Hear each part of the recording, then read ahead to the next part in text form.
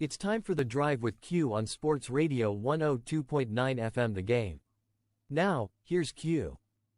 Good afternoon, everyone. 4 o'clock straight up on the East Coast. It is indeed a Monday edition of The Drive with Q. As always, I'm your host, Rich Quinones. 2 hours to play with. We'll take you up to 6 o'clock straight up right here on SR 102.9 FM The Game, the friendly confines of the Coastal Sports Network. Mi hermano Angel Martinez behind the glass producing the show, keeping us on the air on this January 6th, 2025. Don't forget the 727-858-6650. That'll get you involved in two-way sports talk. Bring something to the table.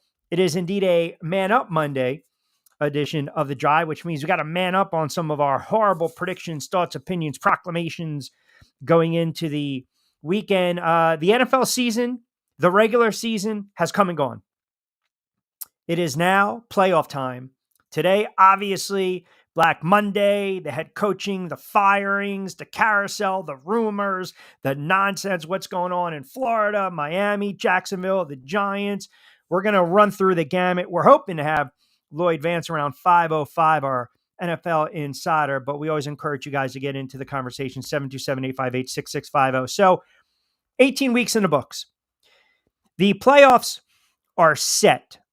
And I'm not going to sit here and tell you on a Monday that these are just fascinating playoff matchups, but I believe there is intrigue across the line, and we will certainly start to get into that. You know, the takeaway from over the weekend, we'll have the conversation. Did Lamar Jackson now play himself as the front-runner NFL MVP? Did some of these teams that pull the trigger on quarterbacks and or their head coaches, did they do it too early?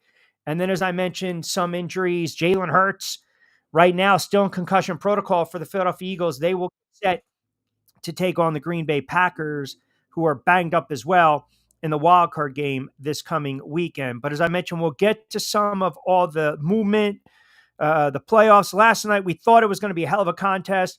Man, let me man up right away, because I was absolutely shocked that my guy, Slinging Sammy Darnold, was under duress the whole night long.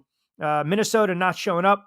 Detroit doing a hell of a job defensively, making enough plays offensively. The Lions get the win on Sunday Night Football over Minnesota. And with that, they lock up the number 1 seed in the NFC. So as I mentioned, we will get into all that. But you have to start with Black Monday in the NFL. And a couple things. I mentioned to you guys several weeks ago that there was no way Doug Pederson and Jerod Mayo were going to last with their respective franchises. And a couple of you Patriot fans, Pats fans, were getting on me, saying, come on, you gotta be patient, Patriots don't even wait until the players were showered and they relieved Jerod Mayo of his duties. After one season, they fire Jerod Mayo. And a lot of people are saying, well, you know what? He undermined Belichick. Here you go. He deserves it. Or you pulled the trigger too soon. It was a poorly constructed roster. Sure, you got to win yesterday. We'll go through Tankathon in a moment. Listen, I don't know where I'm at with this, to be quite honest. I don't know where I sit with this, because I'll say this. If you pulled the plug too soon, right? You never like when GMs or ownership has to come out and say, we still believe he can be a very good head coach in this league. Well, then what the hell did you fire him in the first place? And I think Mayo I think it was a little more of an easier decision. I'm going to tell you why. Because if you go back again, early on training camp in the summer, listen, what was he talking about? He was talking about, I'm not going to quarterback controversy. Right away, quarterback controversy. Here we go. I'm not going to show my hand, or no, I'm going to name said player as a starter right off the bat. Then the season starts. They got to win against Cincinnati. Maybe you're feeling pretty good about yourself. And he comes out with some of these comments prior to the losing streaks. The players are soft. I can only take them up to the line. I think you have growing pains. And I think there was an expectation when you hire a first-time head coach who played with an organization. I think there's always pressure. I also have said this over the years. You're in a really tough spot, man, if you're the guy to follow the guy. And Mayo turned around, and again, what does he do? He follows Bill Belichick. And that's a tough act to follow. It's very tough to follow the hoodie. And you just knew it was a poorly constructed roster. They think they have a quarterback. I mean, hell, that kid yesterday that came out balling out of nowhere, the kid Milton. And maybe you thought you had a couple pieces of the puzzle to build upon. You win the game, obviously, no longer number one draft pick. That distinction belongs to Cleveland. Tennessee, then Cleveland, then the Giants, right? Tennessee, Cleveland, then the Giants. New England's number 4. Got to get it right. And your patience wears thin. And I believe the fact that when you come out as a head coach and you rip, and this is what Doug did, he took a shot at the fan base too, and the players. When you start to rip into your players openly and you make certain comments talking about softness, it's never a good thing. And you're not backing it up with wins. The defense regressed. They regressed. They had 12 takeaways. I mean, last in the NFL in quarterback contacts and hits. And he also, again, had to keep walking back certain comments. And you never want a head coach to do that. When you start to call into question the play calling, the coordinators, it's not my job, not my responsibility. You start deflecting like that, you're going to be out of a job. It was a bad hire from the start. And I told you this in August. It was a bad hire from the start. Now, Doug Pederson, it's apples and oranges. But again, you have to be fair here. I think people were thinking that Doug was going to get a pass. I think it was Doug's going to get a pass because Trevor Lawrence is banged up. Well, hey, man, you signed off on that, did you not? And after 3 seasons, can you really sit there and say you did a hell of a job? They retained their GM, but Doug, it started to wear thin. And 4-13, you lose your tight end, you lose your franchise quarterback, you're overpaying some guys, you're having to answer a lot of questions about coaching philosophy. You have to answer questions about, well, are you going to sit him? You're going to start him? You're going to bench him? You're going to ride him? You're going to pat him on the back? That's the rub with Trevor Lawrence. And I think Doug backed himself in a corner too when he started to take some shots at the fan base. And I don't think you win when you do that. And if you fire Doug now you feel bad for the quarterback because now you got to reset. You got to reset. And I'm not going to tell you that Doug Pederson's a bad head coach. He won a Super Bowl with the Philadelphia Eagles. But I'll tell you this, when you start to take shots at the fan base, GMs and ownerships don't like that. They don't want to hear that. And you're retaining Baalke. What happened last year? They needed a fall guy. They fired Caldwell. And I don't understand how you're going to retain the GM and you're going to fire the head coach. I mean, that does not make sense. You got to clean house sometimes. You have to clean, because who's the GM that hired him, signed off on him? And this is the rub in the NFL. You're going to see it. And you're going to see it with some of these potential head coaching candidates who might not want to sniff some of these organizations or some of these franchises. And I don't blame them because they're in disarray. Some of them have literally no rhyme or reason to what they're doing. They have zero rhyme or reason. The Patriots right now are a rudderless ship. Sorry, Pats fans. They are a rudderless ship. And you probably have some vets on that team that backed Mayo. Okay. And maybe they didn't have patience to stick with him. Fine. but you're admitting it was a bad hire in the first place. If you're gonna hire Jerod Mayo, and then you have to understand there's going to be rookie mistakes. You're not, if you're not building, if you're not drafting the right way, if you're not bringing in the right coaching staff, when you hire young coaches or inexperienced coaches, the best thing to do is get them a coaching staff that has experience, so they can rely on these guys, so they can fall back on these guys. The coaching staff that was presently constructed was one of the worst in football. The rosters from top to bottom was one of the worst in football. Worst in football. They did not give it time to sit, to marinate. But as I mentioned, when you go and you're not even getting ready to start the season, and you're already showing your hand on the quarterback. You're showing your hand on the quarterback. I mean, and I'm not going to get into this, you cost a draft pick, you went out and you won the game. There's a lot of speculation and rumors and hearsay going on, and who undermined it, who took the shot, was there dissension in the locker room? Was the message falling on deaf ears? You're going to hear all that kind of crap leak out, because when guys get fired, that's when people come out of the woodwork, and what do? They like to tap dance on their grave. That's exactly what they do. And you're probably going to hear stories. You're going to hear the same thing in Jacksonville with Doug. You're going to hear it. And listen, Jerod Mayo is not the only, responsible here. He's not the only one to blame for this disastrous season. Let's just stop. It's not surprising he got fired. They were in a giant mess in the one season. But I think it also raises questions now for Kraft. I mean, you fire this guy a little over an hour after the conclusion of your win against Buffalo, which cost New England number 1 draft pick, by the way. Listen, Mayo was not going to be able to save his ass. He just wasn't. He was a lame duck.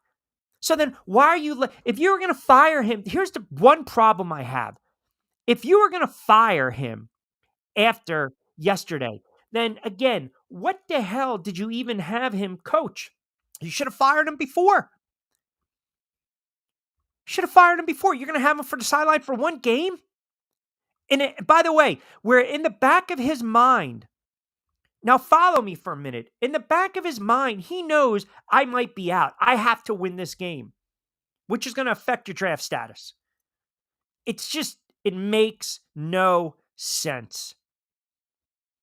It really doesn't. You've got to, listen, Jacksonville, the Patriots, and I'll get to my Giants in a second, because I got a couple thoughts about that nonsense. You cannot have a rudderless ship. You cannot be a franchise that's clueless. The New England Patriots have had way too much success to get this wrong. And now you'll start to kind of put in the theories, right? All right, who interviewed with the Jets? Who had a really good interview with the Jets is on their radar. Mike Vrabel, former standout with New England for all those years, winning Super Bowls with Tom Brady, ingratiating himself to the Patriot faithful. Robert Kraft. Oh, wait a second. I'm going to use this interview right now for leverage. Wink, wink. You want me? Get his ass out of here. That's how it works, man. There are no friends in this league. It is cutthroat.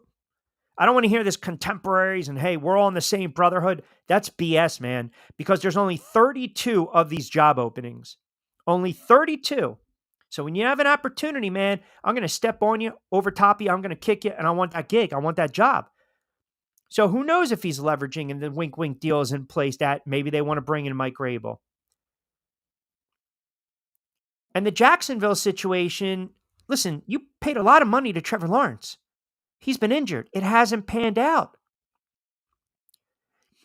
But it also goes to personality. When Doug was head coach with the Philadelphia Eagles, and you used to listen to his press conferences, he was very passive-aggressive. He was very dismissive.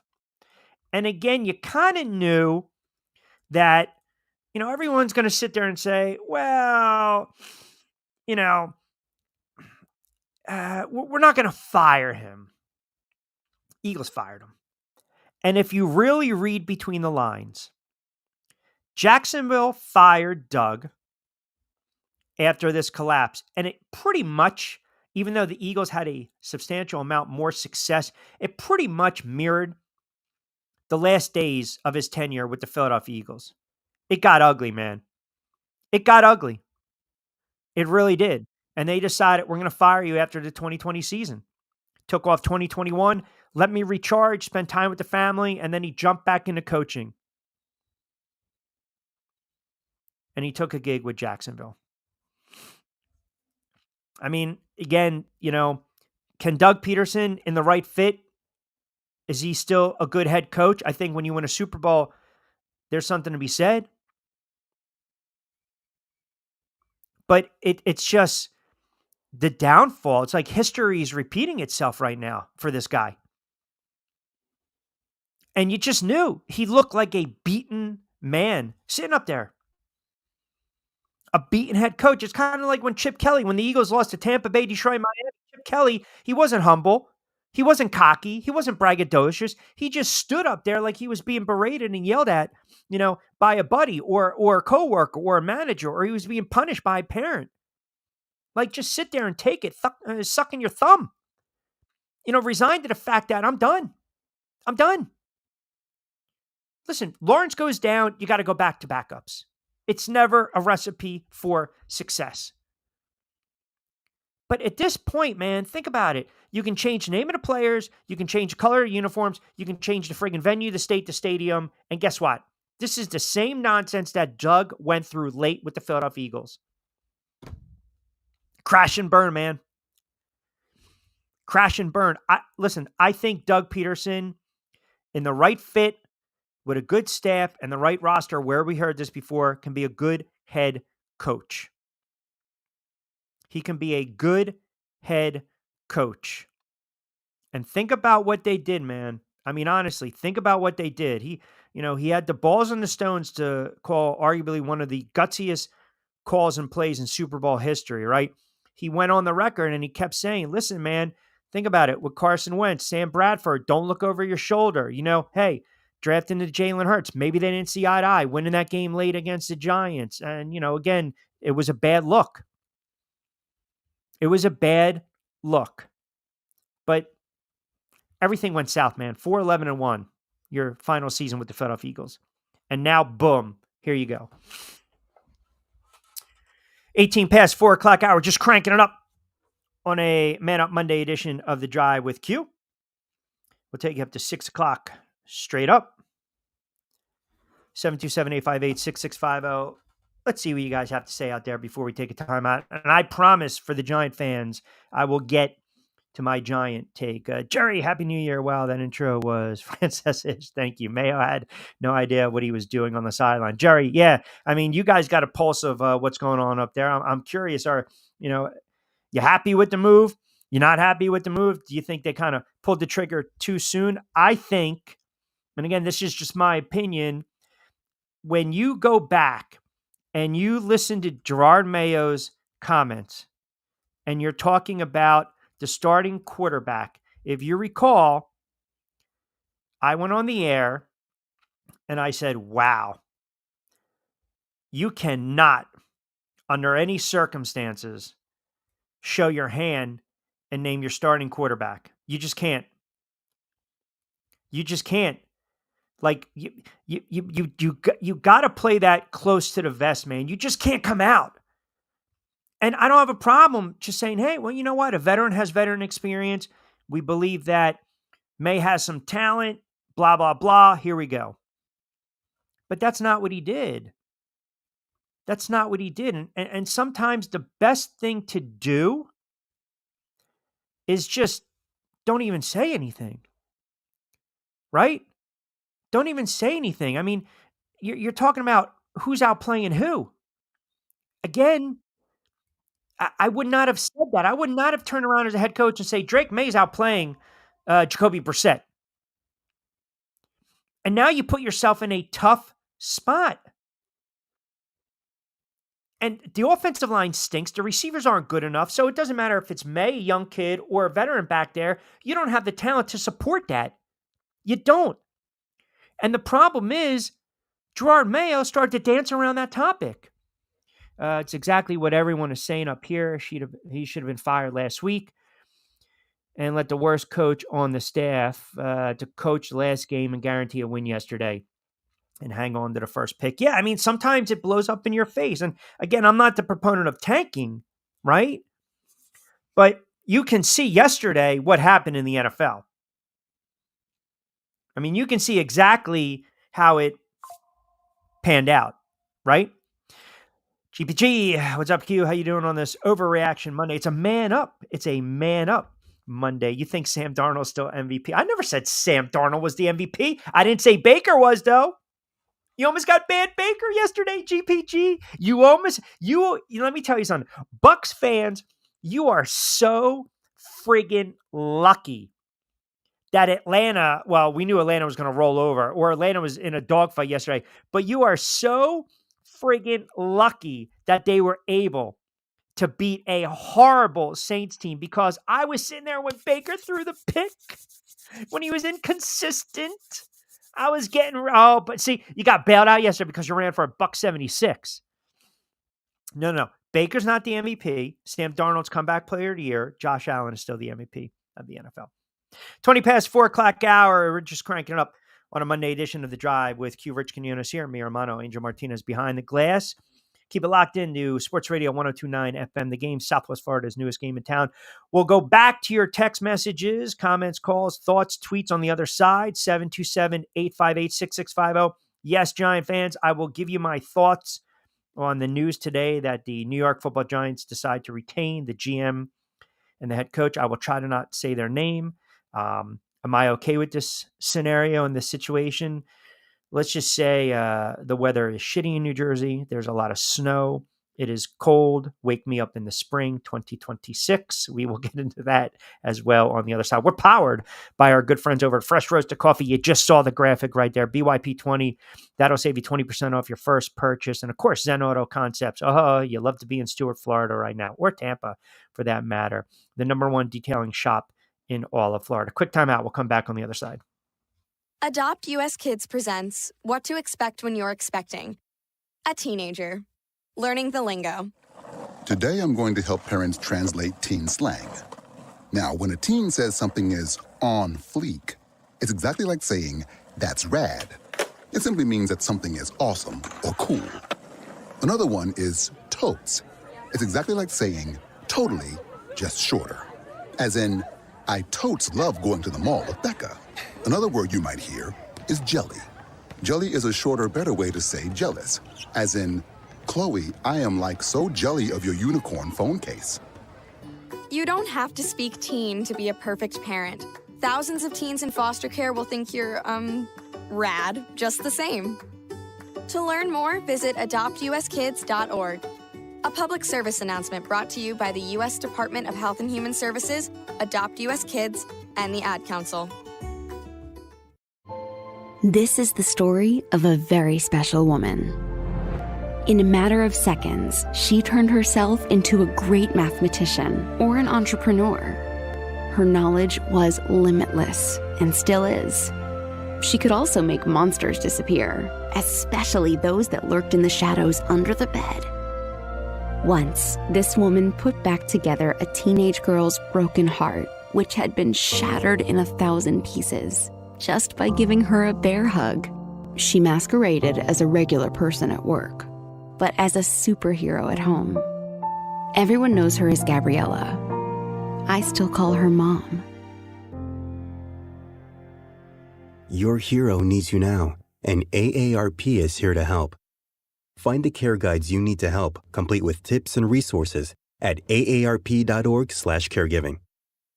A public service announcement brought to you by AARP and the Ad Council. Download the Sports Radio 102.9 FM The Game app and tell your friends that Florida has a new leader in digital sports radio. All right, welcome back. 24 past the 4 o'clock hour. I got 36 things going on in here. I mean, it's ridiculous. I'm still looking outside with my right eye to see all the friggin' nonsense, snow coming down. I got the fresh roasted coffee, which, oh, by the way, I just spilled a little bit on myself. So I think it's because we're getting, I don't say disheveled or getting rattled on the air. We never get disheveled or rattled, but I'm getting aggravated. I'm getting antsy. 727-858-6650. Let me get to more of your comments, and then I will give you my thoughts on, no, it's not a Happy New Year, Joey B. It really isn't, to be honest with you. Happy New Year. Pats and the Jags. How many more openings by the end of today? You got a situation with the Saints, situation with the Jets, situation with the Bears, right? So Jets, Saints, Bears, that's 3. Jacksonville, 4. New England, 5. We don't, Antonio Pierce. I don't know what's going to happen with Antonio Pierce. That would potentially be 6. We know where there's not going to be an opening, right? We know where there's not going to be an opening.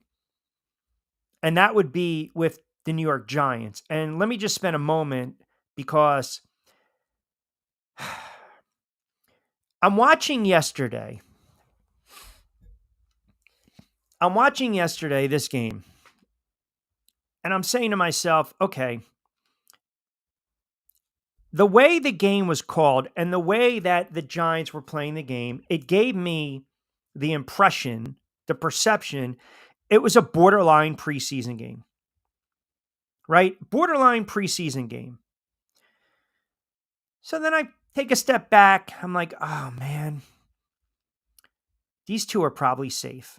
Because if you think you're about to get fired and you're really protective of your job, you're going to do anything in your power to try to save it, right? And in the case of being an NFL head coach, you want to try to win the game.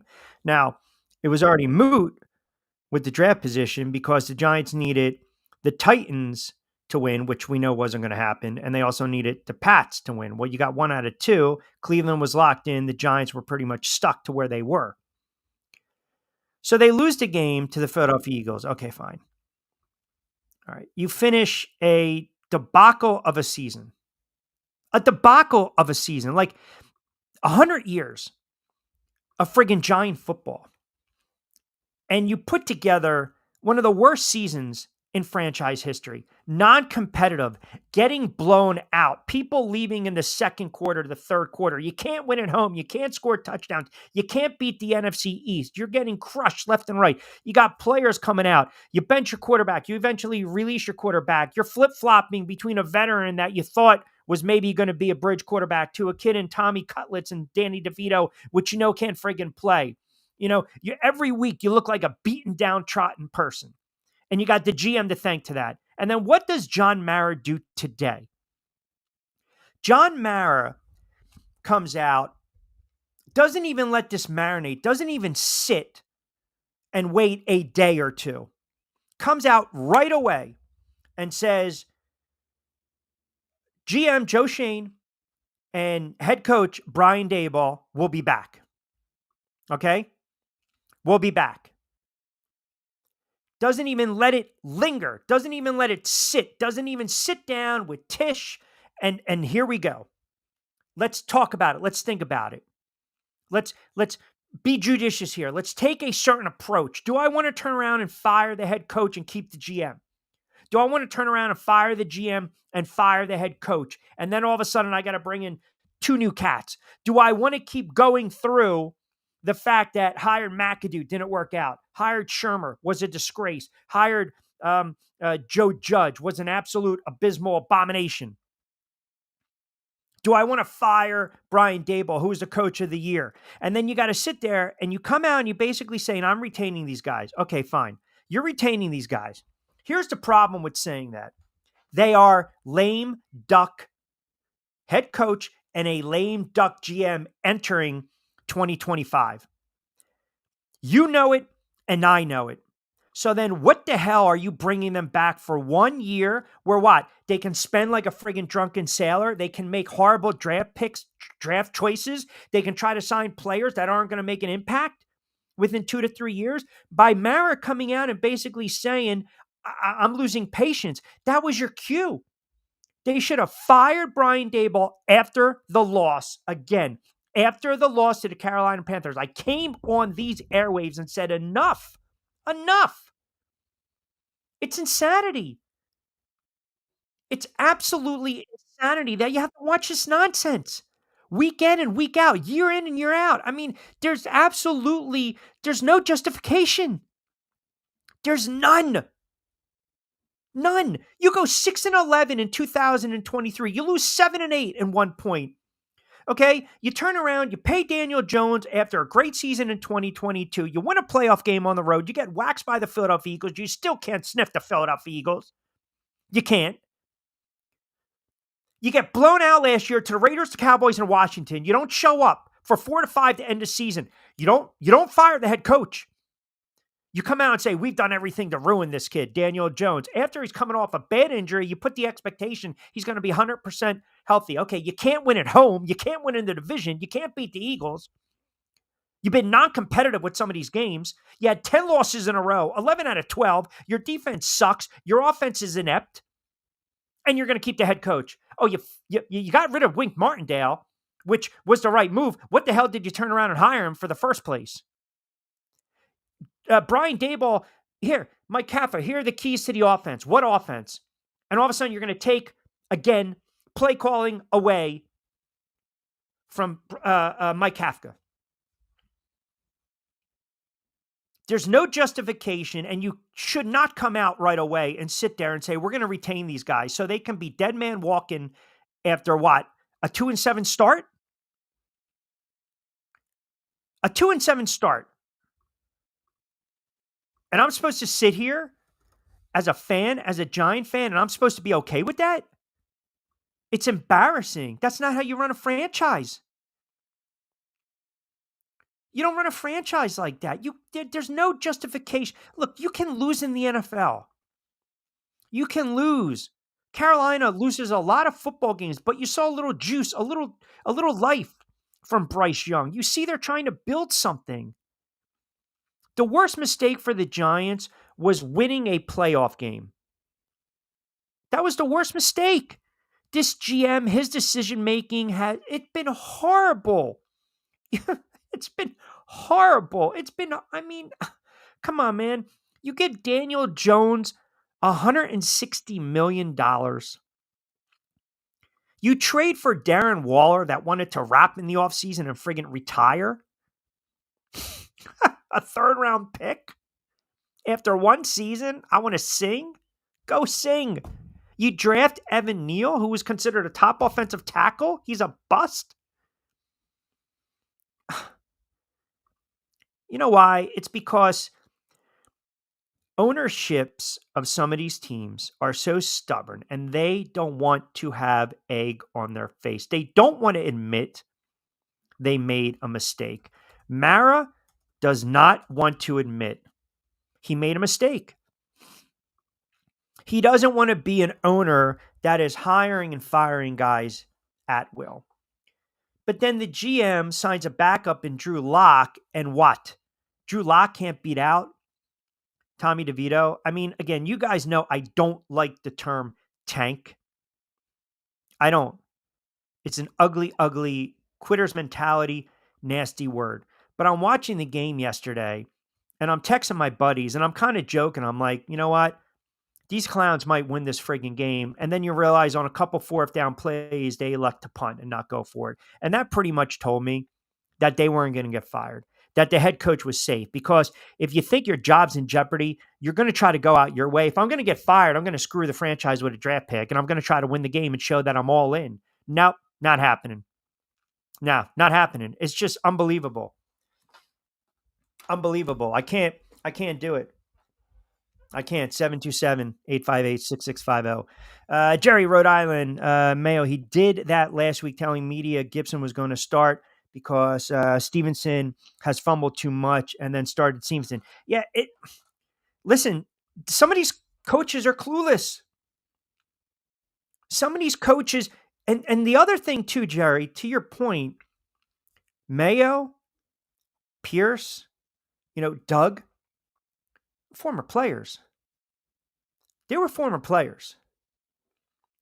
The mindset, especially Pierce and Mayo, defensive guys, your mindset is toughness, man. You got to be out there. Don't be soft.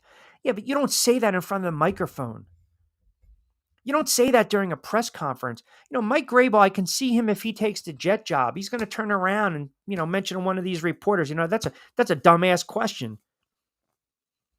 Dan Campbell gets away with it. You know why? Because Dan Campbell was a tough, hard-nosed player. He was a blue-collar, scrappy player. He didn't get the accolades. He didn't get the love. He didn't get the flowers. His personality defines the Lions. See, there's the problem. There's the issue with a team like Jacksonville, with a team like the Raiders, with a team like the Giants. Insert the Bears, the Patriots. These teams that are winning in the NFL, we look at their quarterback first, right? The quarterback is the face of the franchise. I say it all the time. But not for all 32 teams. You want a guy, you want a head coach. Dan Campbell is the face of the Detroit Lions. He's the face of that franchise because he's blue collar, in your face. He's going to bite the friggin' kneecaps. He's going to spit them out. He's going to lift weights. He's going to jerk them all over the place. He's going to down a couple brews. He's blue collar, clock in, clock out, and get the hell out of there. And if he's got to work overtime, he's going to do it. That is what Detroit is. You got guys working online building cars, man. 16, 17, 18-hour days. That's Detroit.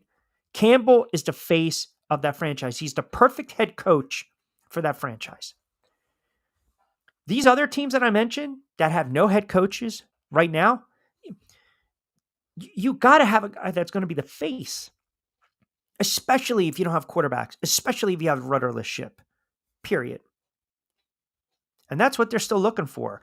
And I think the decision by Mara to come out right away and back these guys, I think he's more inclined. He supports the GM more than the head coach. And the problem I have with Brian Daboll, and I've had this problem with other head coaches, when you burst onto the scene, I'll never forget, I believe it was, I have to pull up the game, so bear with me for a moment. I'm going to say 2016.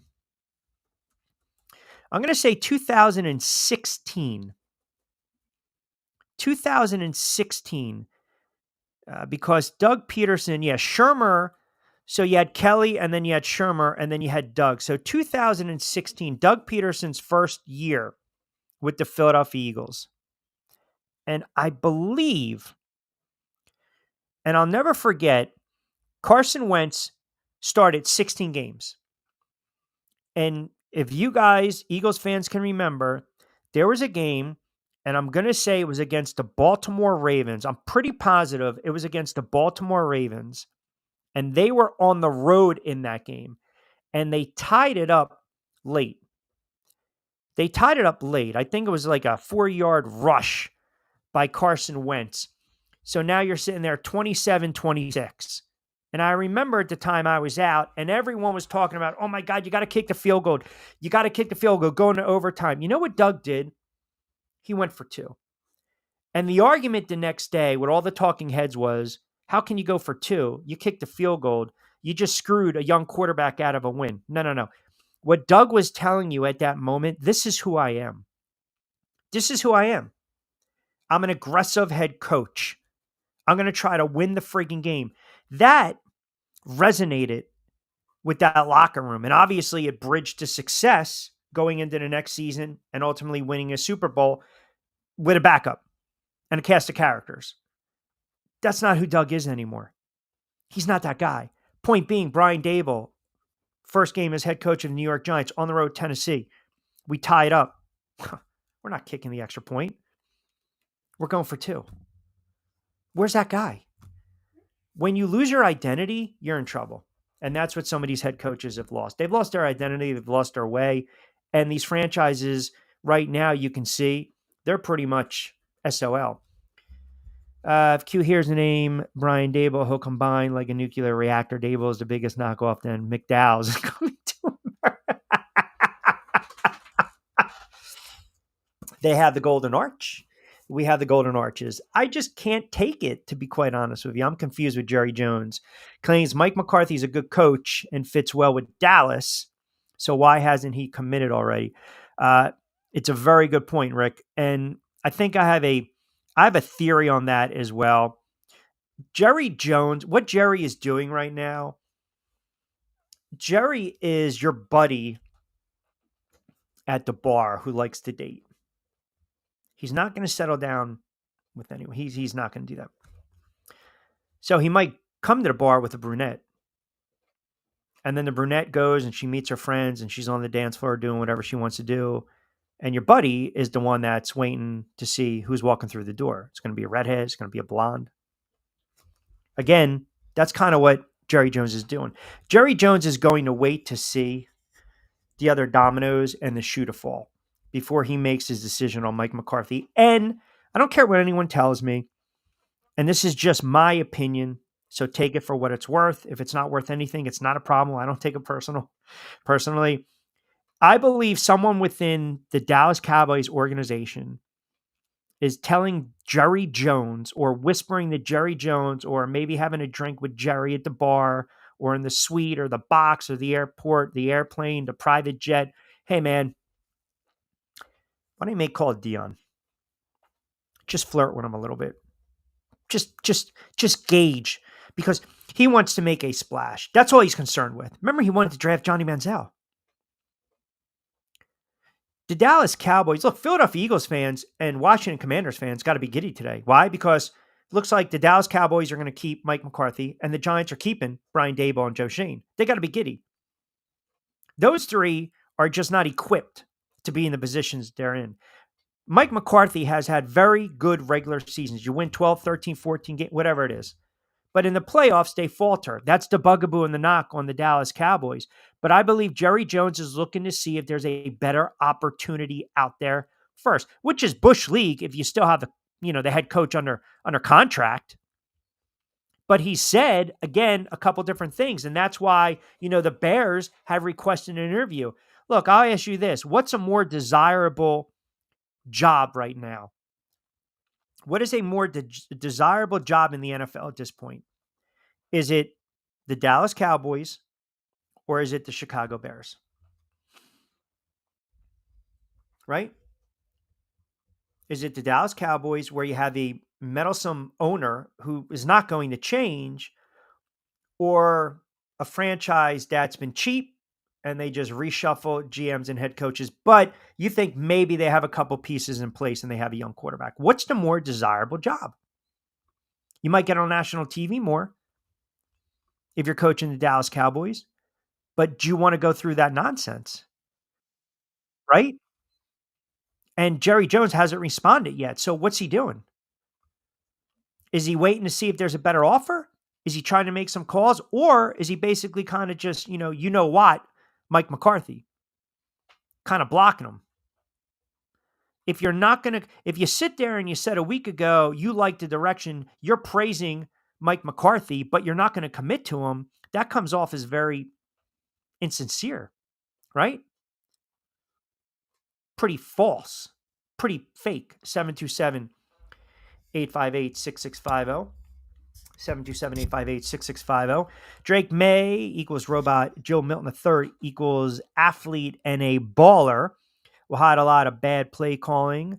When plays break down with his legs, fun to watch him play, actually. We're falling in love because of one game. And the kid made plays, don't get me wrong. The kid made plays, 100%, don't get me wrong. But, is there a reason he fell in the draft like that, right? What's going on, Penguin? Good afternoon to you, as well as the chat, 727-858-6650. Not a believer in Belichick. Brady leaves and proves he's real in Tampa, and Bill falls late or falls into a hole. I thought Rick was calling me an a-hole. Wouldn't be the first time. Pats fan crying here. Our guy Gabe from Critical. I think Belichick just... Are we going to dismiss what Belichick has done in his career? Why can't we just say Belichick made Brady, Brady made Belichick?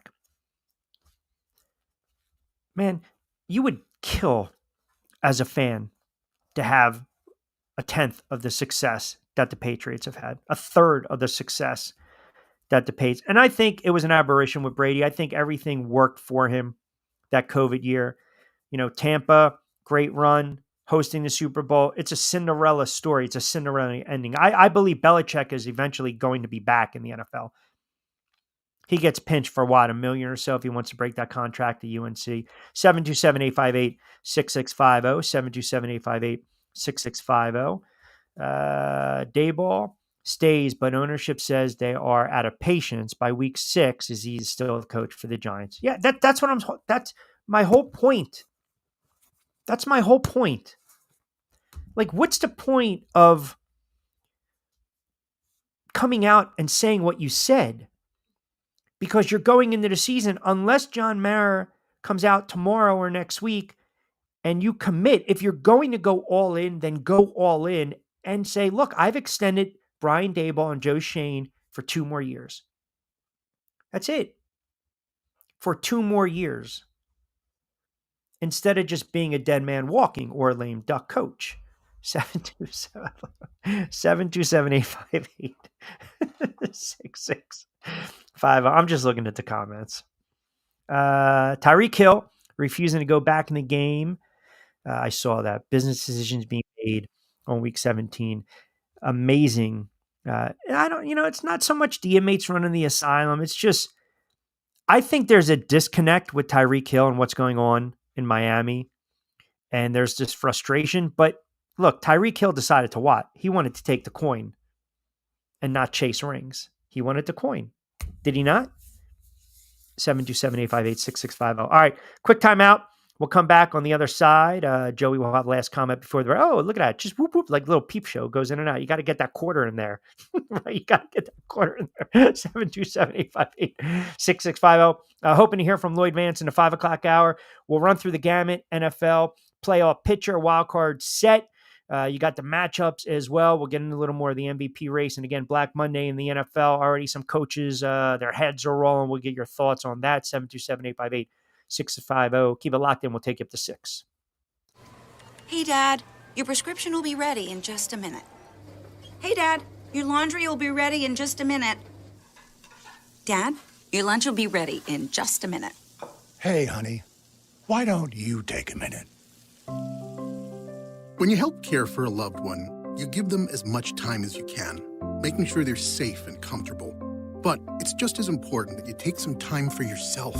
At AARP, we can help with information and useful tips on how you can maintain a healthy life balance, care for your own physical and mental well-being, and manage the challenges of caring for a loved one. Because the better care you take of yourself, the better care you can provide for your loved one. Thanks, Dad. Thank you. You're there for them. We're here for you. Find free care guides to support you and your loved one at aarp.org/caregiving. That's aarp.org/caregiving. A public service announcement brought to you by AARP and the Ad Council.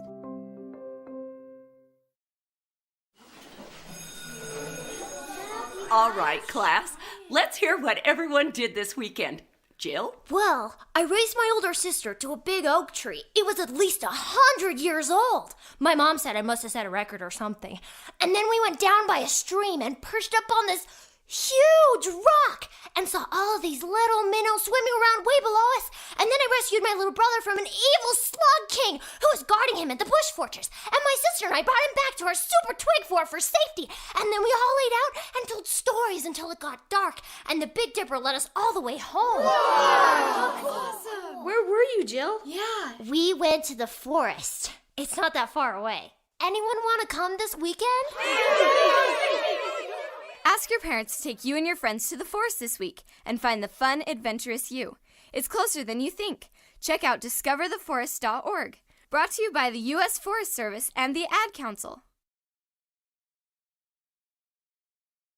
Call or text the show at 727-858-6650. Now, back to Q.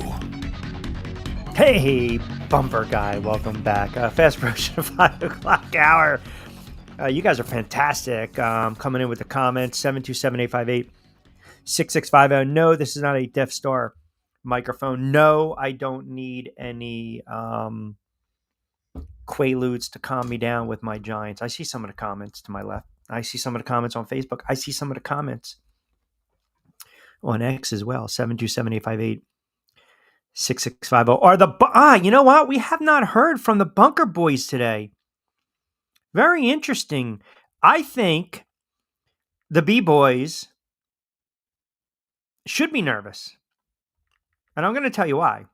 Because Jalen Hurts is still in concussion protocol. Now, I think I mentioned the other day that that's not going to be a gimme game against the Green Bay Packers. And I know the wide receiver went down and Love got banged up. Well, let's do this.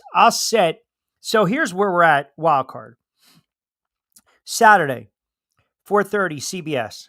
Chargers and the Texans, and then the Pittsburgh Steelers, which have just, they're a bunch of friggin' frauds. I mean, the Ravens are laying 10, 11. Ravens might smack the you-know-what out of the Pittsburgh Steelers.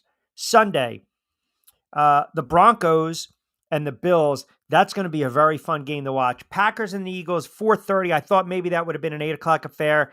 And they stick on Washington against Tampa Bay at 8. And then you get Monday night, Vikings and the Rams. I don't like the scheduling quirk. That bothers me. It does. Because you're going from Monday night. Now, is that really fair if you're going to turn around and make these guys play on a Saturday? Like, yeah, I'm not a fan of that at all. 727-858-6650.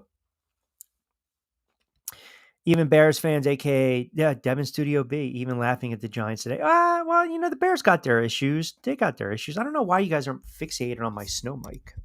It's a great mic. I'm calling it Jimmy G to the Giants. Get the hell out of here. Bite your tongue. I think the Eagles are going to be in for a good scrap, a good fight against the Packers. Here we go. Q ranting, getting redder and redder in the forehead, more movement with both arms and the hands. I mean, what do you want from me, right? I mean, it's a bad look by the Giants. Joey D in South Philly, Joe D in South Philly chiming in. Q, you mentioned Hurts is in concussion protocol. I don't read too much into it. I don't like this matchup at all. I think Green Bay is young and dumb enough and naive enough to think they can come in here and win it. Green Bay Packers are a talented team. Like, I don't think it has, and I know the expression young and dumb, blah, blah, blah, fill in the blank. The Packers are a talented team. Eagles are that should have opened about 3.5, 4. But the Hurts being in concussion protocol, it worries me a little bit. I'm going to tell you why. If you're still in concussion protocol, that means you can't practice. You can't even do any type of cardiovascular, any type of conditioning. So now it's Monday. Let's say that he passes and he gets the green light late tomorrow. That gives you Wednesday and it gives you Thursday of practice. Now, they get bailed out because they play on Sunday. So maybe you ramp it up a little bit on Friday. If that game's on Saturday, Fridays are typically a walkthrough, or you ramp it up a little bit on Saturday with a walkthrough. He's only going to get 2 at best days of practice. And we know that Hurts struggles early on in games. So now you want to talk about the inactivity, the rust. I understand why he didn't play. I don't think he was going to play anyway. But point being is they were going to stretch this out. But now that it comes out, he's still in concussion protocol. That should alarm Eagles fans. It should. Because he's already been banged up before, and his style of play is the last thing you want is him scrambling on a 3rd and 6 and taking a bad hit and getting knocked out of the game. You're dealing with Pickett with his injury, and again, stop with the other backup, McGee, Tanner, or whatever. I mean, you don't want to see. If you see that kid come Sunday, you're in trouble, right? If you see Tanner McGee in the game, you're in trouble. Means your quarterback's been knocked out. So I would be a little concerned here with Jalen Hurts and the Philadelphia Eagles. Now, you can combat that and you can turn around. And if you want to sit there and say, well, Green Bay's banged up, their quarterback's banged up, they just lost their wide receiver. Yeah, that's a brutal loss. And they got hit hard with the injury bug. But Green Bay is a good football team. Now, they're going to have to run the ball with Watson being out. They're going to have to try to establish the ground game. I mean, listen, last game of the season, you tear your ACL. You tear your ACL. When that offense is clicking, they spread the ball around. They open it up. And they do a really nice job of, the quarterback's been doing, for the most part, a nice job of distributing the rock. But they're going to rely on Jacobs a lot. And they might go a little more running back by committee, Wilson and Jacobs against the Eagles. And if the Eagles start stacking the box, now you take away the threat of Watson to beat you over the top. Now you might get the dink and dunk. And ultimately, depending upon how healthy Jordan Love is, he might have to win this game with his legs. And we got all week to talk about that game. I look at some of these matchups, and right now, Chargers can go on the road and beat the Texans. They can. Can the Broncos beat the Bills? I mean, listen, someone tried to sell me on Carson Wentz being the Giants' next quarterback. Carson Wentz he's done. He's a journeyman. He's a bum. I mean, he couldn't do anything yesterday offensively. And the Broncos did what they had to do. They actually steamrolled Kansas City. So you avoid Cincinnati in the playoffs. Miami, bye-bye. Would they beat them 38-0 yesterday? Bo Nix is a flat-out stud. The kid can play, man. That's going to be an interesting matchup on paper. I mean, do not sell the Denver Broncos short. Don't. I think they can make that a game against Buffalo. And there's a lot of pressure on Buffalo. There's pressure on the Eagles. There's pressure on the Ravens. There's pressure on the Vikings. I mean, what the hell happened last night? What happened in that game? Did the Minnesota Vikings get exposed? Did Sam Darnold get exposed? And I've been on the Slinging Sammy bandwagon. You know that. What we argued last week? What? 3 for $130? 3 years, $130 million. Did Darnold get exposed last night? I mean, a Detroit team that's banged up, a Detroit team that has all these injuries on the defensive side of the football, pretty much shut down Minnesota. And I thought they were trying to force feed the ball to Jefferson. How many times did the Vikings get in the red zone? And they couldn't do anything. And then you start to panic with these fourth down calls. Darnold did not play well yesterday. He missed a lot of throws. A lot of throws. And my buddies were getting on me and they're like, this is who he is. This is exactly who he is. I think it was, Jared Goff did not play the most cleanest game. I think there was a little pressure. You have to know what's at stake. Obviously, the Vikings and the Lions were playing for home field advantage. I still find it ludicrous in today's NFL that a team that wins 14 games is going to be a wild card. It's absurd to even think that. 1999, the Tennessee Titans were 13-3, and they were a wild card. Bobby D, Q, did you see all the incentives hit yesterday? Do you think it was Bush League that Evans got his incentives? No. Who has a problem with that? That Mike Evans went out there to get, 5 more yards?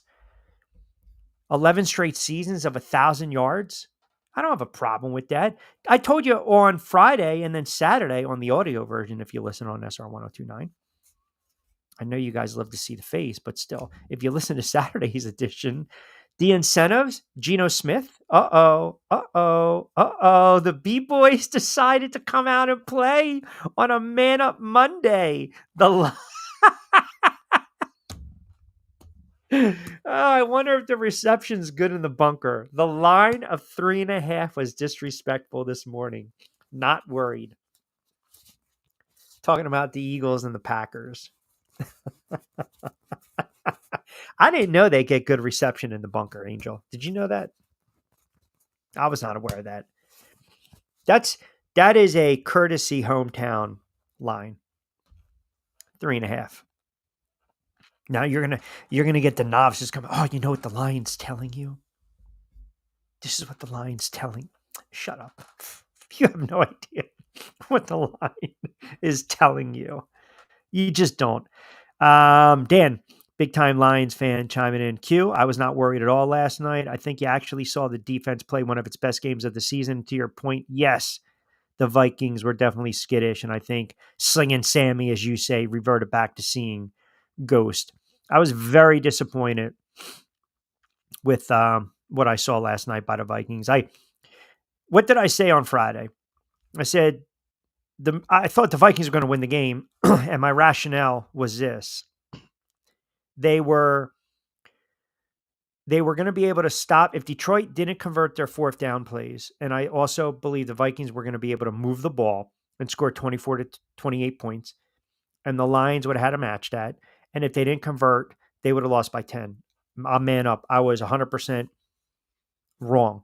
The Lions played, I think, their best defensive game of the season, but I also believe the Vikings played one of their worst games offensively of the season. And look, if you said to me right now, what road is tougher, going through Kansas City in the AFC or Detroit? You got to still say Kansas City. Detroit's a beatable team. Detroit is a very beatable team. Now, you get the benefit playing in that stadium, indoors, fast track. And I can't even tell you right now what team can match up against them at this moment. But to go on the road in Kansas City, and we know it's just been, the Achilles weakness, the thorn in the Ravens and the Bills' side. They need to get over that hump. They have to get over that hump. They have to be able to turn around and go on the road and beat that team.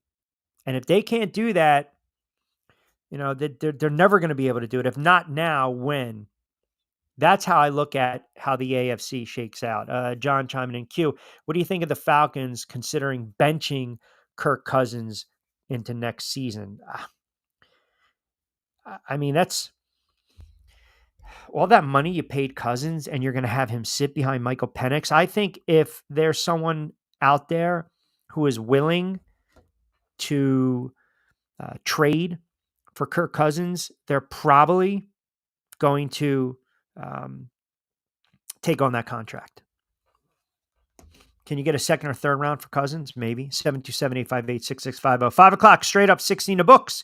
60 to play with on a Monday edition of The Drive with Q. Rich Quinones here, coming at you inside the friendly confines of the SR 1029 The Game studio, Southwest Florida's newest game in town, part of Coastal Sports Network. Monday, Wednesdays, and Fridays, 4 to 6, audio version. Tuesdays and Thursdays, 5 to 6. Also on Saturday, we'll do a special wild card weekend show as well this Saturday and Sunday on the network. Let me read off some of these more comments on Facebook. You guys are messaging me. Tommy in Tampa Bay. Q, you're right. It got a little shaky there for my Bucks and Baker Mayfield, but I'm happy to see them back in the playoffs. Do you think they have a run in them? I don't know. I think the Bucks are they're a decent team. Do they match up with the Lions or Minnesota or the Eagles? I don't know. Can we just say Angel made Q and Q made it? Yeah, absolutely. It goes hand in hand. Belichick, Brady, Belichick. Absolutely. When Angel's mini window pops up, game on.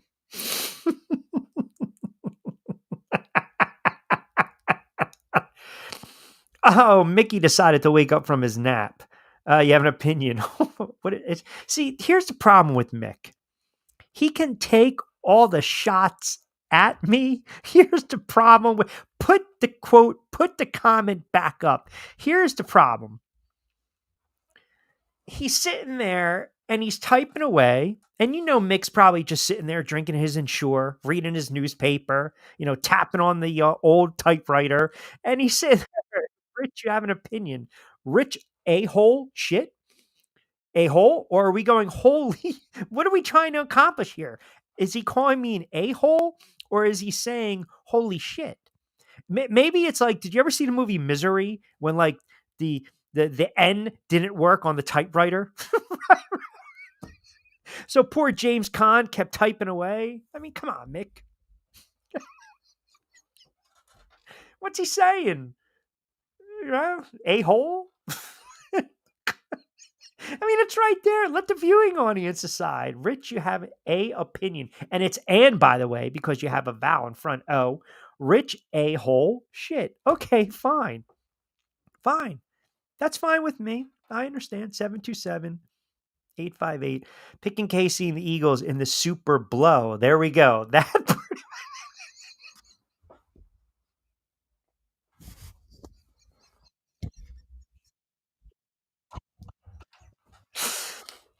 yeah. That pretty much sums it up right there, man. That encapsulates the show and what we put out on a daily basis. Yeah. I mean, listen, Kansas City and the Eagles, yeah, the Super Blow, it's going to be something, man. Absolutely. 727-858. Uh-oh. Uh-oh. Uh-oh. Is this joke time? All right, let's see what the man has to say at 5 o'clock for the joke of the day. In Ohio, exotic dancer was indicted for murder after she dragged a man under her car for more than a mile. Witnesses to the scene called it the worst lap dance. I'm done. We got to go to 6. Yeah, I guess we got to go to 6. 727-858-6650. 727-858-6650. Kevin C chimes in North Jersey Q. Epic rant on the Giants. I'm done. I'm selling my tickets. Forget about the PSL. Forget about the generational talent. Forget about the generational fan in me. I am over Big Blue. There's absolutely no way you justify bringing both these. I'm not going to say what he said. Curse. Both these clowns. I had to stop myself. Both these clowns back. Loving the show as always. Kevin, I don't know what to tell you. Let's get a little outside view, if we will, from our very good friend, our NFL insider, does a fantastic job hosting Llyoyd Vance's Inside Football on Mondays. You can hear him later on tonight, 7 o'clock. Our guy right there, not snow-covered, dapper, if you will, Llyoyd Vance. Where do we start, my friend? We Black Monday, here we go. Heads are starting to roll. Let's start with 2. We'll start with the one in Florida, Doug Pederson. Not surprised at all that Jacksonville moves on from Doug Pederson. I equate this, Llyoyd, and tell me if I'm off here. It was similar to how his tenure ended with the Philadelphia Eagles, right? I mean, it was a wink, wink. We're not forcing you out, but get the hell out. And that's exactly what the Jags did today. Yeah, and ownership in both cases had their game plan, and they were patient. You know what I mean? You saw other teams, like the Jets, like the Bears. They said was enough mid-season, and the handwriting was on the wall for Jacksonville Jaguars. And Shad Khan's kind of a hands-off owner, and he decided, what, we'll make a change, but we'll wait till the end of the season. Obviously, when you watch the team play, which I did a lot, they just had no fire. They especially after Trevor Lawrence got hurt, they just kind of finished out the string. And yeah, Peterson, unfortunately, he's a Super Bowl winning head coach. And then you're like, okay, does he go as down with Barry Switzer as one of the worst coaches to win a Super Bowl? It's his record's not very good at this point in his career. Yeah, I mean, I look at it. Do you give him a free pass that Lawrence goes down? Is it how he rubbed the media and the fan base the wrong way? I think perception is everything. Optics look bad sometimes when some of these coaches say what they say. You and I know Peterson, even when he was with the Eagles, a pretty kind of smug type of guy. I believe they're looking at Trevor Lawrence and maybe they do have a little bit of buyer's remorse. And think about this. Last year, everything was going to what with Jacksonville, and they needed a fall guy, and they fired Caldwell. And now this year, they turn around, and it's pretty much there's no fall guy, Doug. It's on you. Can you foresee a scenario where Doug gets another coaching gig? And how much of this do you have to also add into and consider that Trevor Lawrence goes down?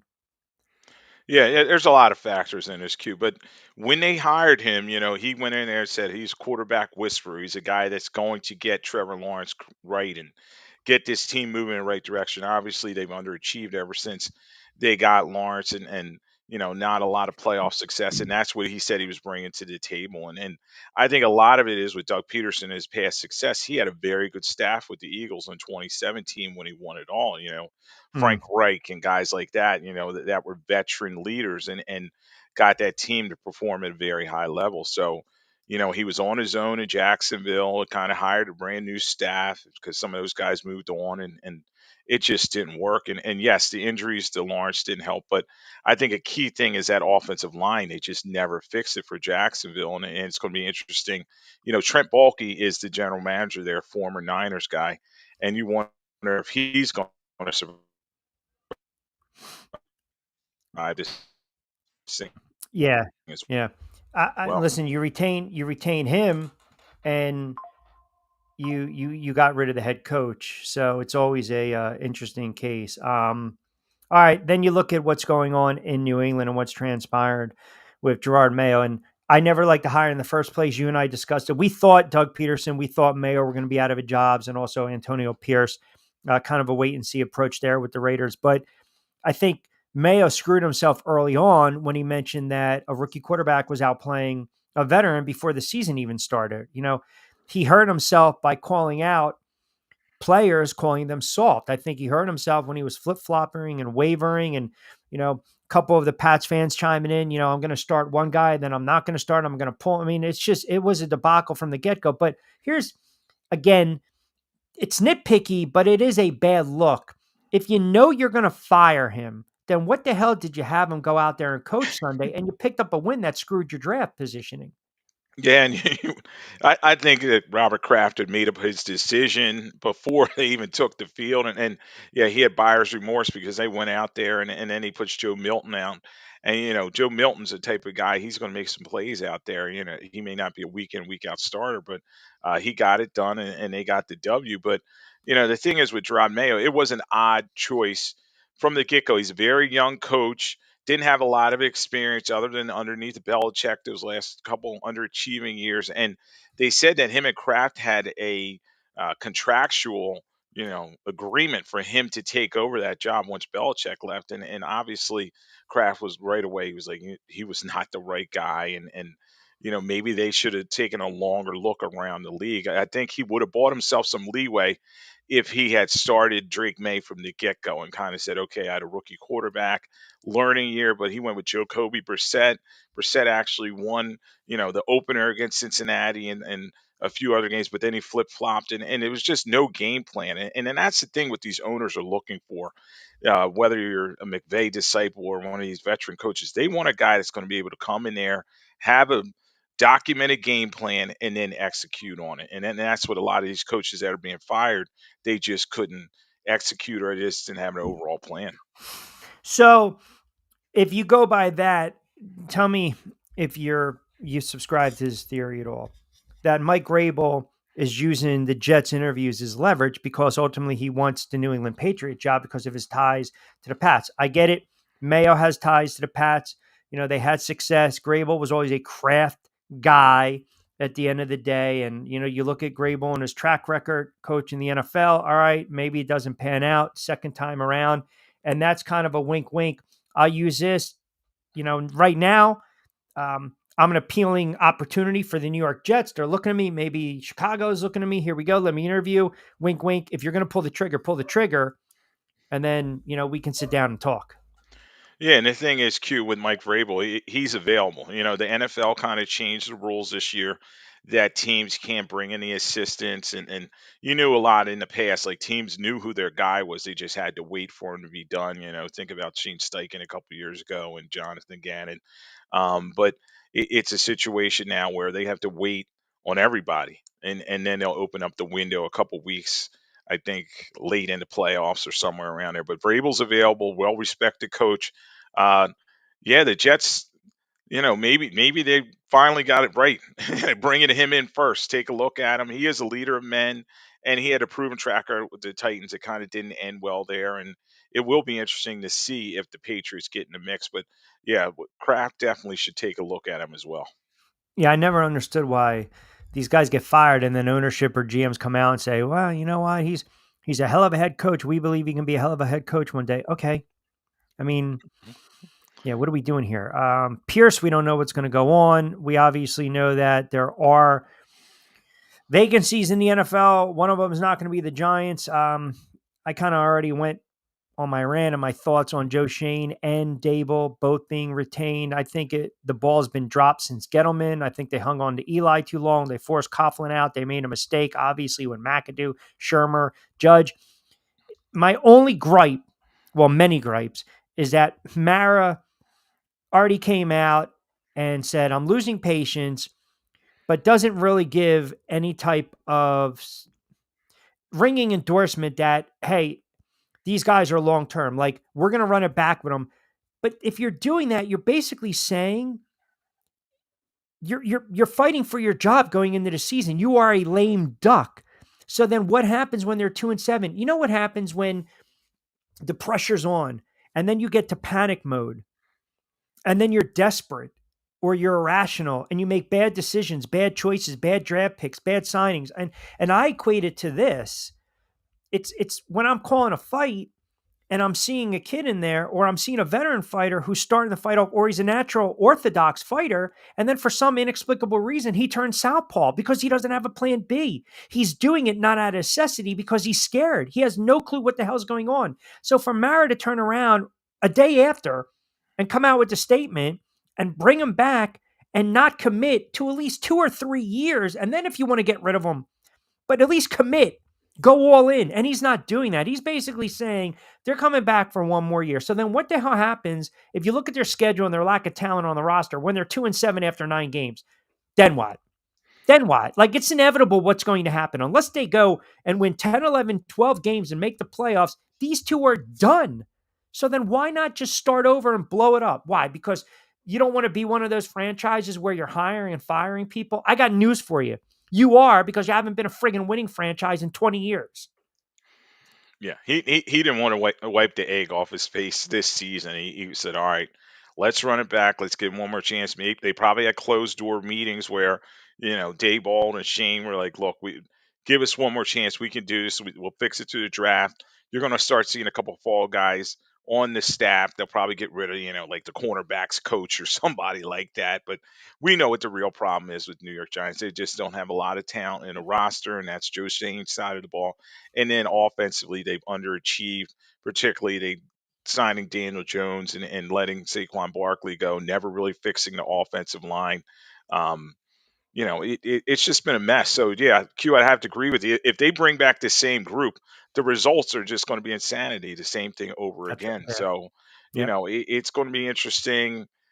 They got to move forward. They have to take a long look in the mirror, and that's hard for a lot of these GMs and coaches because a lot of them are egomaniacs. And as you said, they have their plan, their set way of doing things, and they'll just keep doing the same thing over and over and banging their head on the wall. And it's going to take an owner to kind of change things. But Mara, his judgment's been terrible. You ran off the coaches. I mean, McAdoo, Joe Judge. I mean, these guys were not prepared and not ready, and they took the word of these were Belichick disciples, a lot of them. They took the word of other people, That's a good point.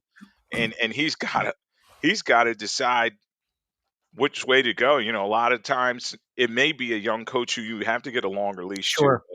But Daboll, he looked pretty good a couple of years ago, but you have to wonder, okay, was it Josh Allen and the offense around the Bills that made him look so good? So it's going Correct. to be an interesting offseason for the Giants. Worst thing they did is make the playoffs, right? Because then it's smoke and mirrors. Giants right now sit with the number 3 overall pick. Obviously, Tennessee, Cleveland, Giants 3rd, New England 4th, Jacksonville, we just mentioned 5. The Raiders, we don't know what they're going to do with Pierce. You got the Jet debacle. I told you, I said this on Friday. Aaron Rodgers was going to go and throw it 35 times. I think Aaron Rodgers is done. The Jets don't want him back. They're going to need a head coach. It is just remarkable when you look around the NFL.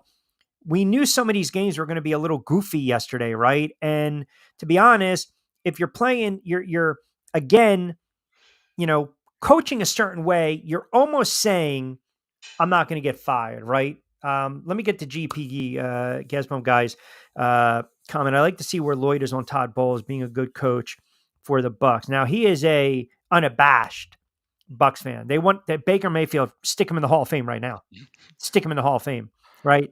Where are you with Todd Bowles? Yeah, Todd's an interesting guy because he's a defensive mind and that's his side of the ball. And yesterday it was scary because I thought the Saints were going to win that game for a good portion of it. Offensively, they seem kind of lost without Canales, and they're trying to get some kind of a game plan going there. Liam Cohen's coming over, and the pieces just aren't coming together. The offensive line is a little bit shaky, but good solid win for them. You can tell he's a player's coach because he wanted to get Mike Evans that, his Incentive. 11th Yeah. Yep. season incentives for the players, and they're all excited and happy. And, they're going to move forward into the playoffs. And that's going to be an interesting game with them. Been back and forth already in terms of, are they the early favorite or not in terms of that That game. game changed when Baker just kind of like lowered and cracked. I think it was the DB, right, to kind of wake up the offense yesterday. Look, Mayfield is a gamer. If they can run the football and they get Evans involved in the offense, I'm not going to sit there and say they're going to come on like they did against the Philadelphia Eagles, but that is a winnable game against Washington. I mean, if you wanted the best draw for Tampa Bay, it's Washington It because is. you got a rookie quarterback, right? And it's the playoffs now where you have a veteran quarterback in Mayfield who's seen success in the playoffs. He's been there before. He's been there. He's done it. He doesn't get rattled. So that's your best draw if you're a Bucks fan. It It is. really is. It is. It's a rookie quarterback, and that's the strength of Todd Bowles. He's going to dial up a game plan to confuse him. Think about what he And does to they're at home, by the way. Jalen. Yeah, think about what he does against Jalen Hurts. He finds a way to, keep him in the pocket, not get on the edge, and make plays. And it's going to be fun to see how many blitzes he dials up because that's what Bowles likes to do. So, as you said, very good matchup. I'll probably make my pick later on in the week, but I've been back and forth on this one. But it is. These teams are pretty even. The only thing is, obviously, the Bucks fans know is their injuries. How about last night? Was this a aberration? Was it just the moment was too big for Darnold? Goff struggled as well. Or was this cause for concern if you're a Vikings fan where Darnold missed a lot of throws? The offense was very inconsistent. They were inept at times. And then the one game where you needed, where we thought would have been high scoring, what happens? Detroit's defense comes out to play, right? They blitzed. They said the edge rushers. They tried to knock Darnold off his spot. He missed a couple throws. They started to panic with some of these fourth down calls. I thought they went away from the run a little bit. Was this just a stub your toe moment for Minnesota, or do you believe there's cause for concern here?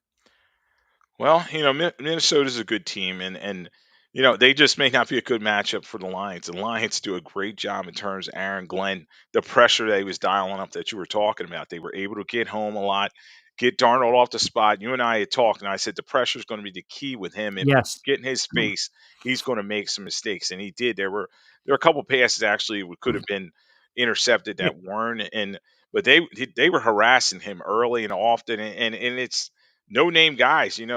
Detroit has subscribed now to this no name defense. I know they got Anzalone back, which was very big for them. But good solid win for him, and you just see the electricity of Gibbs. I mean, Gibbs is just incredible. You get him in space. He had a great game running the football, and the Lions can score a lot of points. The key thing, though, is going into the playoffs. Hopefully, they can get some help and get some of those guys back on defense because, you know, that defense, yeah, they had a good game last night, but they've been in too many big scoring matches lately. Well, they get the benefit of getting a bye and the rest. Minnesota's got to go on the road. They won 14 games. They got to go on the road against a Rams team where, let's be honest, they've been kind of hit or miss at home. And Minnesota is laying 1.5, 2 in that one. How about the Eagles and Jalen Hurts still in concussion protocol? We talked a little bit about this over the weekend. You've got a situation with Hurts where Tuesday, Wednesday, Thursday, Friday, got to get the reps in, maybe a walkthrough, a lighter day of practice, can't do any type of cardio, rust factor, cause for concern with Sunday's game. Yeah, it's something that the Eagles and their fans got to watch. And I just talked to some guys that were over there. He's still working through this thing. And you start to wonder is, okay, you hate to see it be a Tua type of situation where it was such a bad concussion that, he's having those cognitive problems and recalling plays and all those things that are involved in being a quarterback. So there's a lot involved here.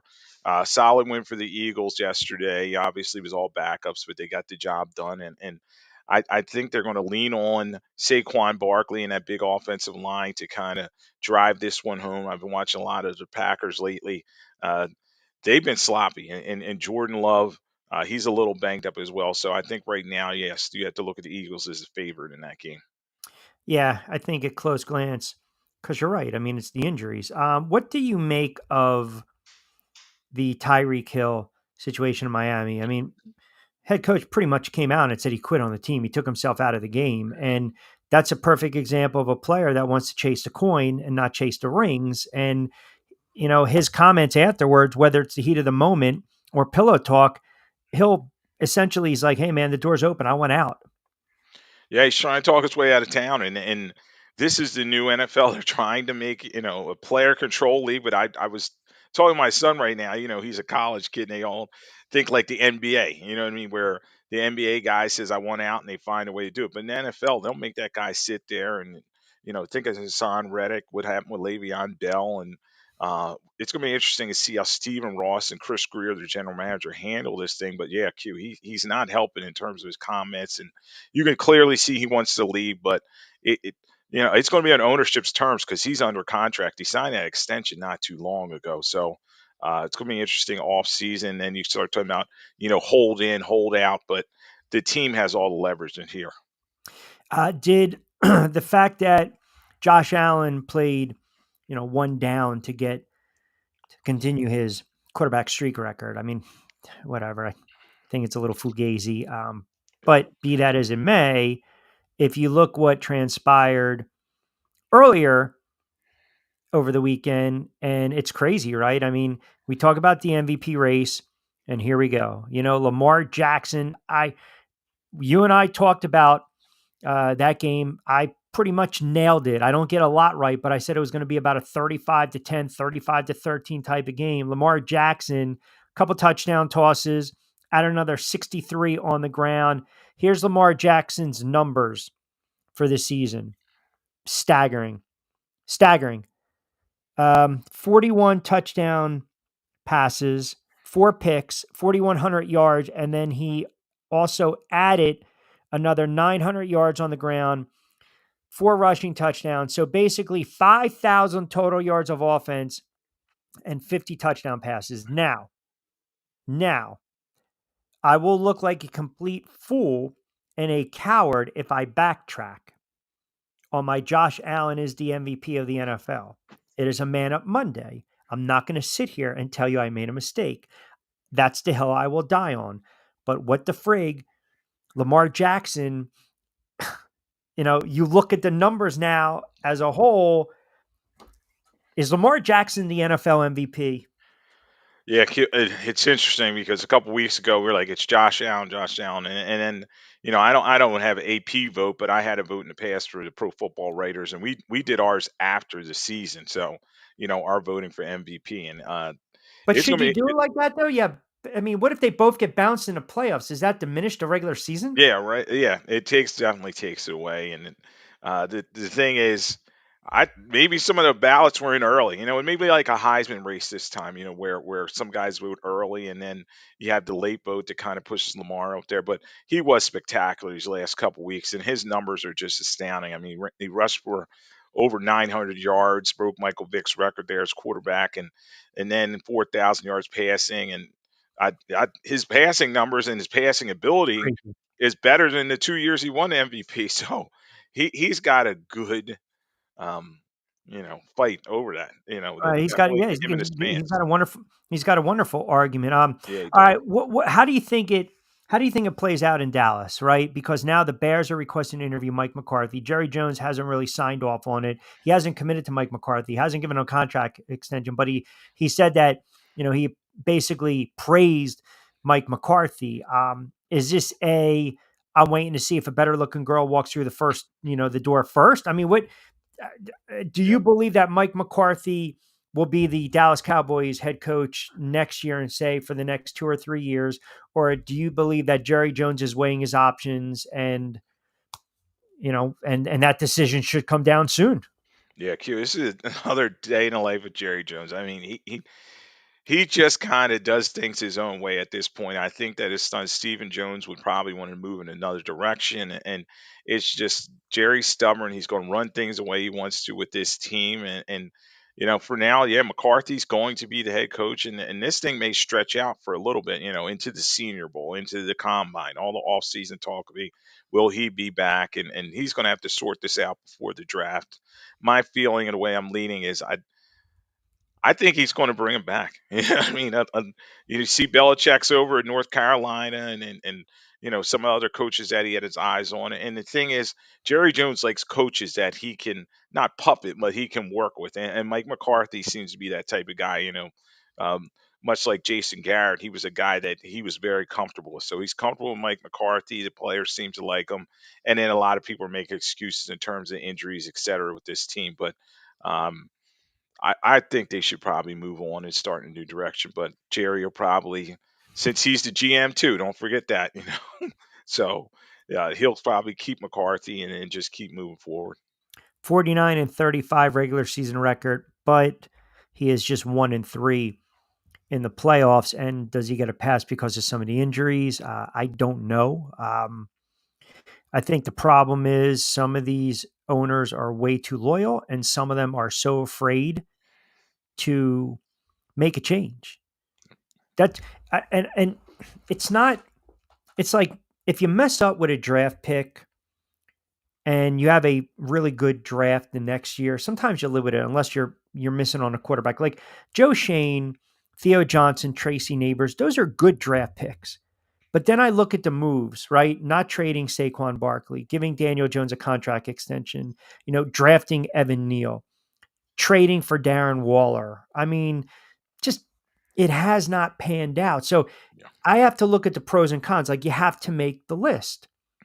Why I should date her? Why I shouldn't date her? Why we should get married? Why we shouldn't get married? And I look at more negatives than positives. So, for instance, New England, it was a poorly constructed roster. We knew that from the get-go. We knew they were going to be a bad team. It's why their win total was so friggin' low. I mean, Cincinnati's kicking themselves. Cincinnati started 0-3 and they lost to the Patriots. You win 2 out of 3, you're in the playoffs, right? Right. You look what's going on with the Jets, a rudderless ship.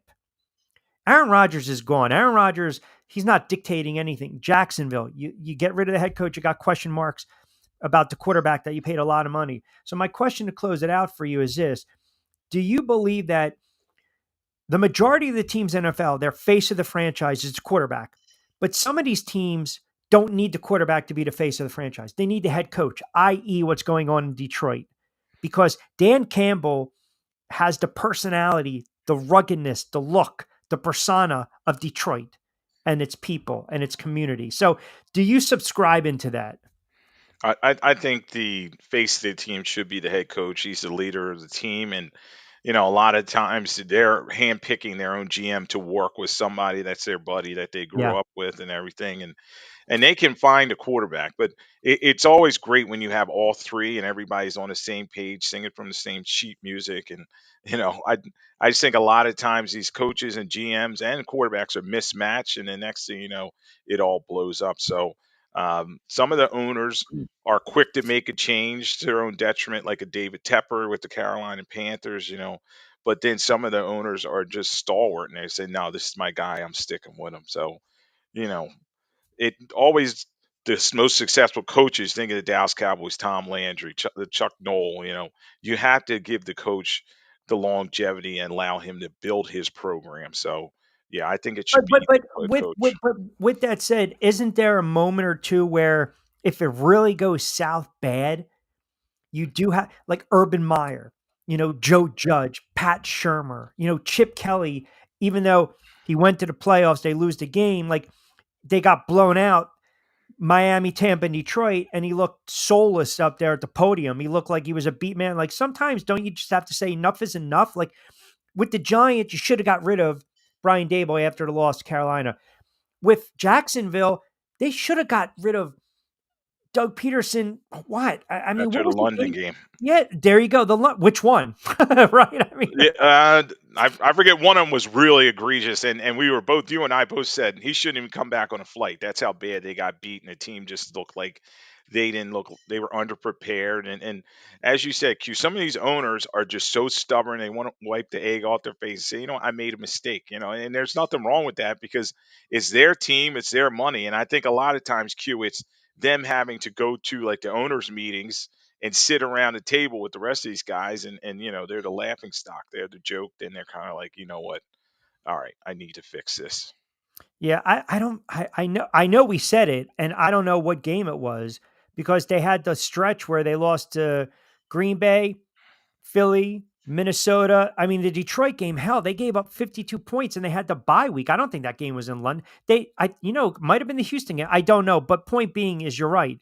You sometimes have to just rip the Band-Aid off, period. And just sometimes you have to do what you don't want to do and that's start over. All right, 5:35. Don't forget you can catch Llyoyd later tonight. Llyoyd Vance's Insider Football coming up at, we say 8-ish?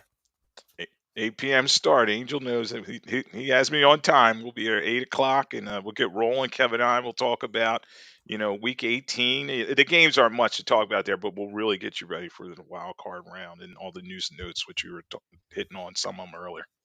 And then later this week, he'll join me again on the drive and, of course, on Back Your Play, and we will certainly get into Lackey and game balls. All right, brother, we'll tune in at 7. I appreciate you jumping on board for a couple moments. Thank you, as always. Q. Talk to you. All right, there you have it, my guy, Llyoyd Vance from Llyoyd Vance's Insider Football. Give him a follow at Llyoyd Vance. He comes up at 8 o'clock. And our guy, Jay in B's World, coming up right around 6 to 7 plus. So keep it locked in for that. He does a very entertaining show as well as we're just building the content. We're growing the network right here on SR 1029 FM The Game. Paul in Boston chimes in. Q, I agree with you 100%. What the hell was the point of actually having Jerod Mayo out there coaching? You ruined the friggin' draft status. This is an absolute debacle. There's never going to be another Hoodie. There's never going to be a Bill Belichick. But I will say this. If you put together a bad roster, isn't the GM to blame?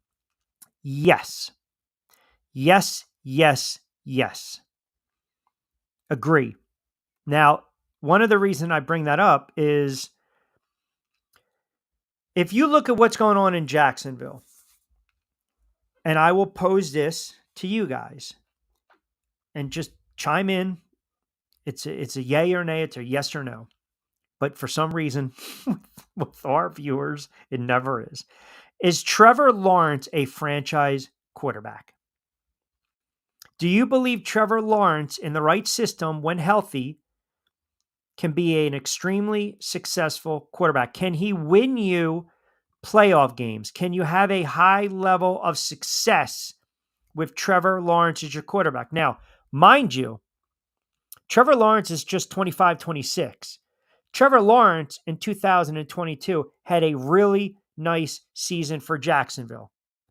They flourished that year. Let's not, we have to be fair when we make this argument. They had that crazy game against the Chargers, and they also hung in there against Kansas City. Is Trevor Lawrence a franchise quarterback? I ask you, Angel. I had a suit. You've seen it. What do you think?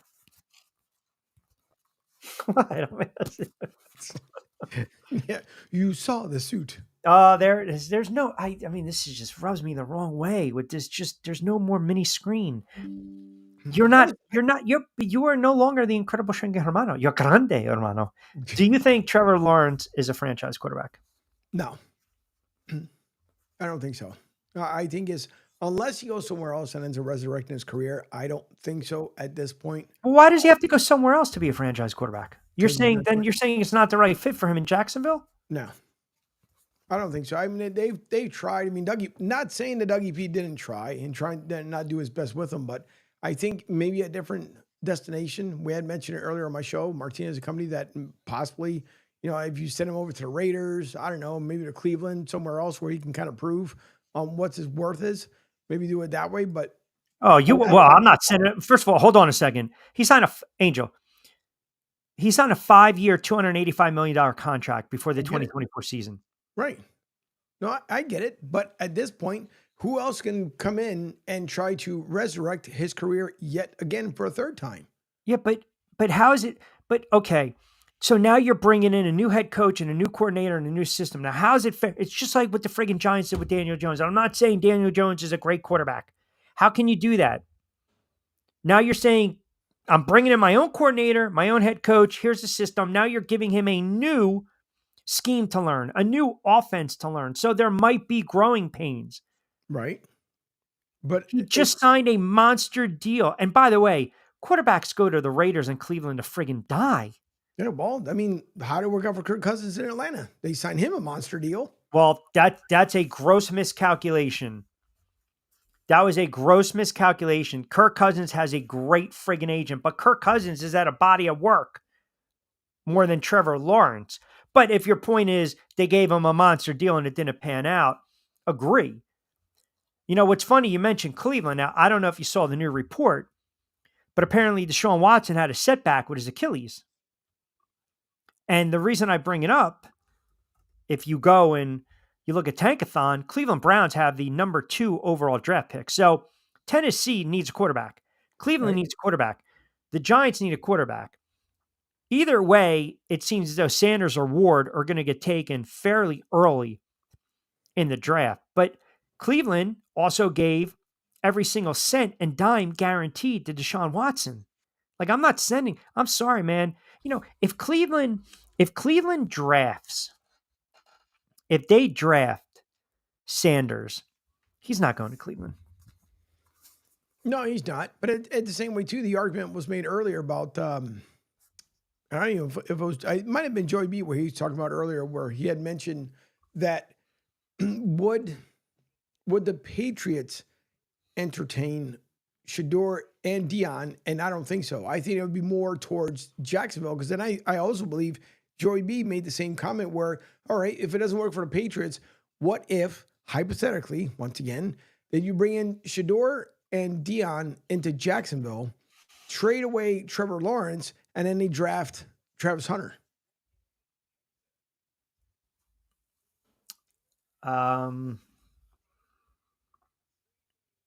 So New England's sitting at 4. Mm-hmm. So wait, say this one more time, because I need another cup of fresh roasted. You lost me here. Yeah. So he had mentioned, we were talking about different QBs and their destinations. Yeah. So Right. Scenarios. Yeah. Right. So he was brought up in a conversation. We were talking about where would he be a fit somewhere else. So there was somebody had put out there that the Patriots would possibly go after Shador and Dion as the 1-2 combo. Oh, a package deal. Right. I don't think that would happen, because Dion stated that if he is going to go, he'd rather go to Florida or elsewhere. I don't see him going to get colder up in New England when he's already cold in Denver. Now, to clarify, Deion Sanders, head coach, warm climate. Gotcha. Okay. Right. So then Joey B said, okay, what about this combination? You ship out Trevor Lawrence for, cash incentive and draft picks to somebody, and then you bring in Dion, Shador, and then you recruit Travis Hunter. You can't do that. How the hell are you going to do that? You got one pick. It was a hypothetical. What the hell is it? Joey? Where's Joey? Lives in Denver? Yeah. Well, there you go. I think that explains it. All right. Ayuka. What's the word? Ayahuasca? I don't know. Ayuka, ayahuasca. Yeah, edibles out there. No, listen. I think at this moment, Tennessee wants quarterback.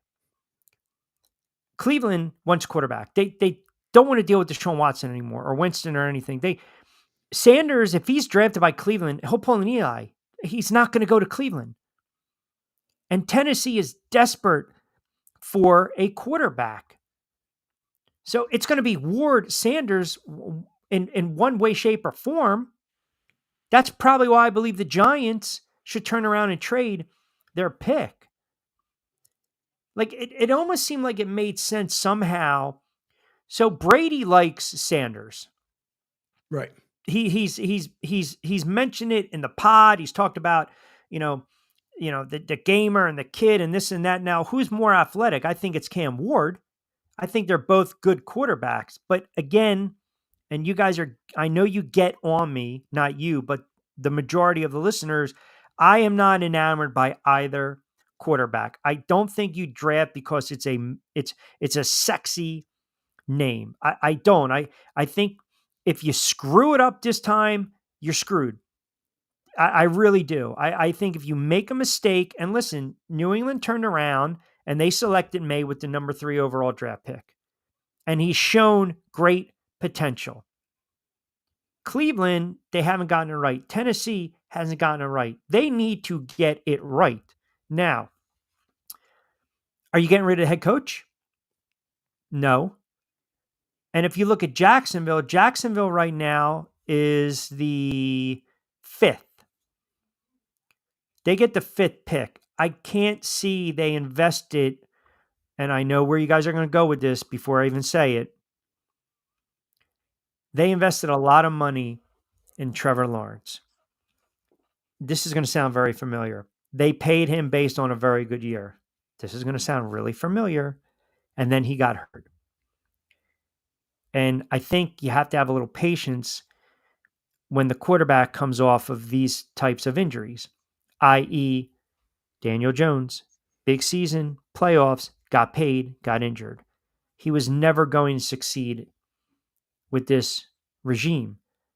If Jacksonville brings in the right head coach and they implement the right system and they continue to build around Trevor Lawrence, I think the kid has talent to be a top 15 plus quarterback in the NFL. Now, by definition, that's not a franchise quarterback. But if we're saying, can you lead me for the next 6, 7, 8 years? Can I win a couple playoff games? It's not the toughest division. It's not. Right. It really isn't. I think they just got tired of Doug. I think Doug's still a very good head coach. But I also believe Trevor Lawrence, when he played, he did not play at the highest level. And yes, there's something to be said about that. But Houston took a step back. Indianapolis thinks Joe Flacco might be the answer over Anthony Richardson. I mean, think about that for a moment. And Tennessee has a horrible roster.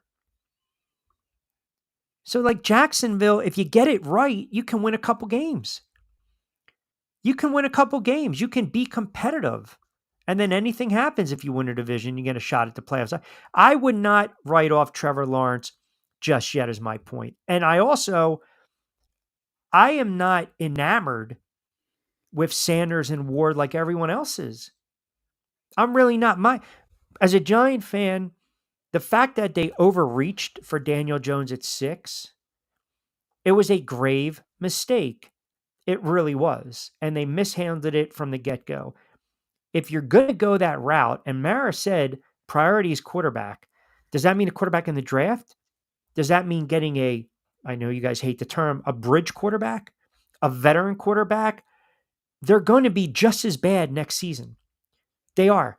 Did you look at their schedule? They're going to be just as bad as this year than they are next. So that probably means you're going to be in the top 10 again. So if that's the case, and if you're not in love with a quarterback coming out, don't draft him. Be patient. Trade the pick. Get assets, and they don't want to do it. We see the name right away. And what do? Got to have this guy. Why? Because he's on the board? Because he's Deion Sanders' kid? Good quarterback. Hunter. Okay, are you drafting Hunter thinking for a moment that kid's going to play both sides of the football? You're not drafting him thinking he's going to be a part-time wide receiver. He's a fit somewhere. He's a player. I'm not necessarily, sold that it's with New York. I want to build a roster. And to build a roster, you have to acquire assets. And the only way you get it is stockpiling draft picks. I get it. The Bradys, the Purdy's of the world, those are once in a lifetime. Those are aberrations. But you can't tell me you can't get a project quarterback in the second round, or be patient and have a bridge or a veteran, and then think about the draft class coming out next year or the following year. And everyone tries to tell me, and they try to walk me back from the ledge, have patience. You can turn around. Look at Washington. Yeah, they lost 8 games in a row. The big splash was Bieniemy. Turn the offense around. It didn't work out. He's out of a job. Ron Rivera, he's a great guy. Hell of a coach. No, he's not. He's not a very good head coach. They got rid of him. They brought in a defensive-minded head coach. They drafted the right quarterback. They got rid of toxic pieces and players off that roster. And now look, they won 10 games and they're in the playoffs. I don't think it happens all the time, is my point. And I think you have to have some patience with the players. But I can't sit here and have patience with the GM that's made mistakes and a head coach that just lost his way. So it's like you fire these guys, you bring in a new GM, a new head coach. They want to implement their philosophies, and maybe they're not on the same page. I have no confidence Joe Schoen will make the right decision come April. I don't. I don't. And there's so many hits. And I know Jay's coming up and he mentions it. There's so many hits. Sometimes you overextend, you overreach. Pickett's a perfect example. Everyone said Pickett's going to be the franchise quarterback in Pittsburgh. It's so hard to be the man after the man. And it flamed out, and now he's a backup in Philadelphia. Yep. But you had a reclamation project in Justin Fields. I mean, have we even mentioned Trey Lance's name? It's just, you get to the point where you're petrified that your team is going to draft a quarterback and they miss. And you're dealt with doing this on a Sunday. You don't want to watch it because it's a bad product. Everyone said, why are you drafting Jalen Hurts? You got Carson Wentz. Oh, it doesn't make sense. It doesn't make... Well, obviously Howie knew what the hell he was doing. And maybe people don't believe Jalen Hurts is a franchise quarterback, but you look at the numbers and all the wins, your perception of Jalen Hurts would have changed if they won that Super Bowl. Your perception of Nick Sirianni would have gotten a free pass for the next 2 to 3 years, depending upon, if they were getting bounced and they weren't showing up. I mean, you can win a Super Bowl and get fired quickly. We've seen it. But point being is you also build a little equity in a bank with ownership and the fan base. Some of these teams that we mentioned, they haven't won anything. And that's why they're so, fast to pull the trigger.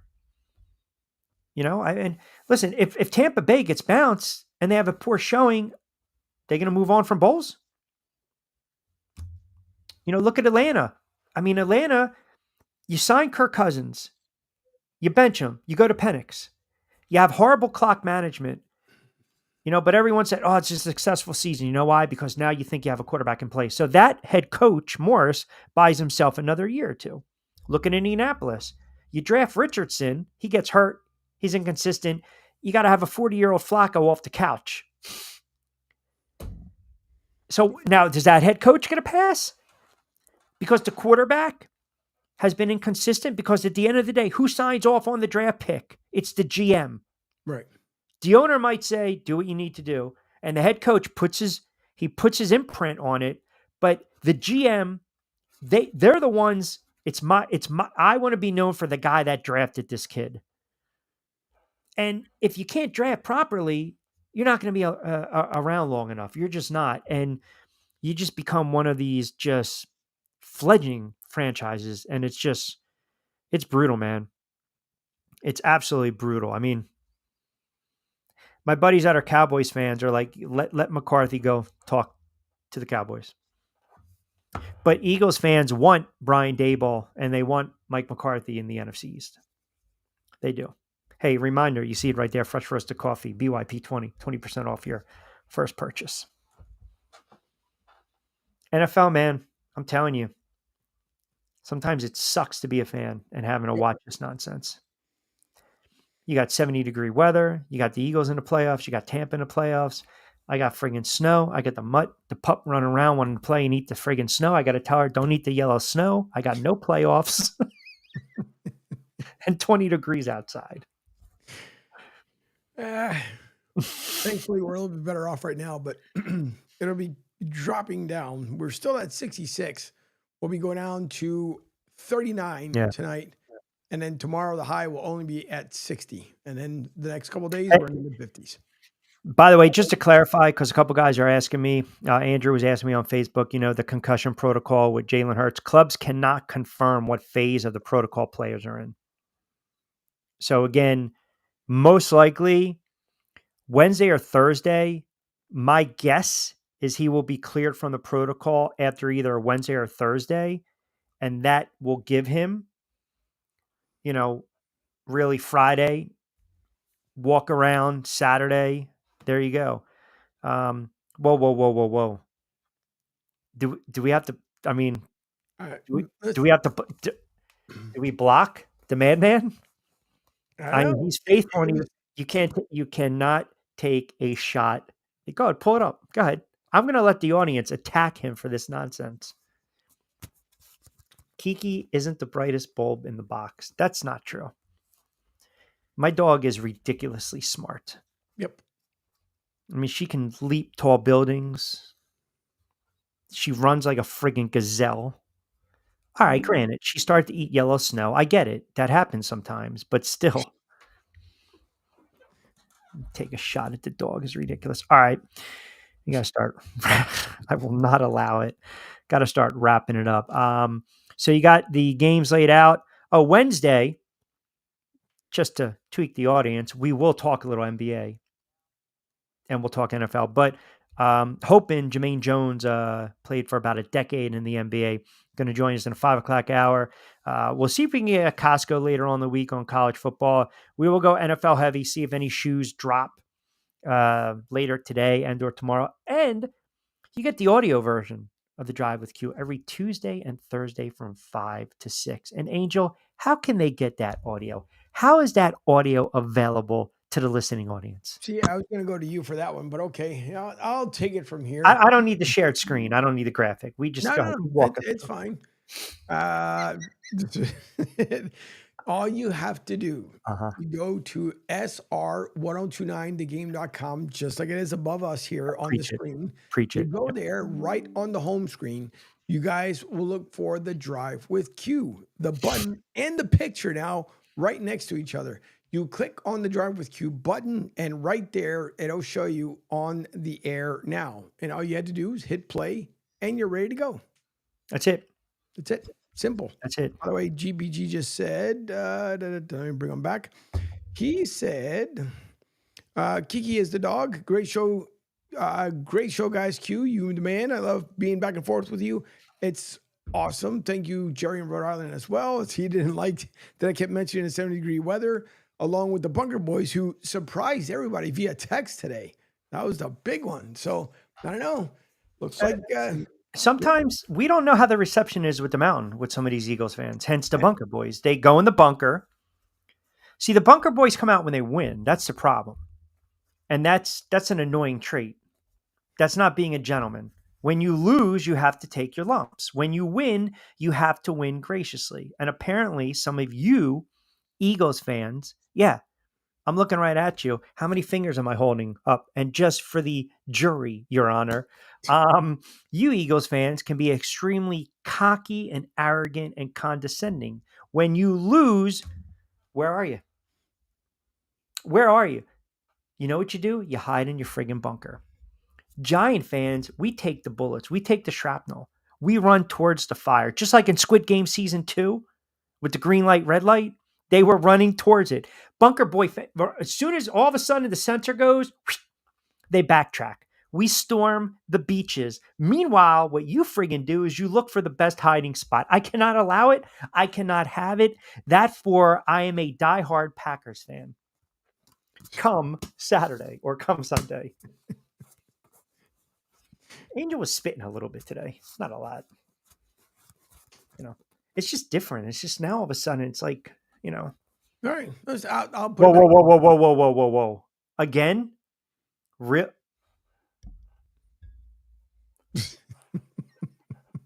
Back to back. Yep. And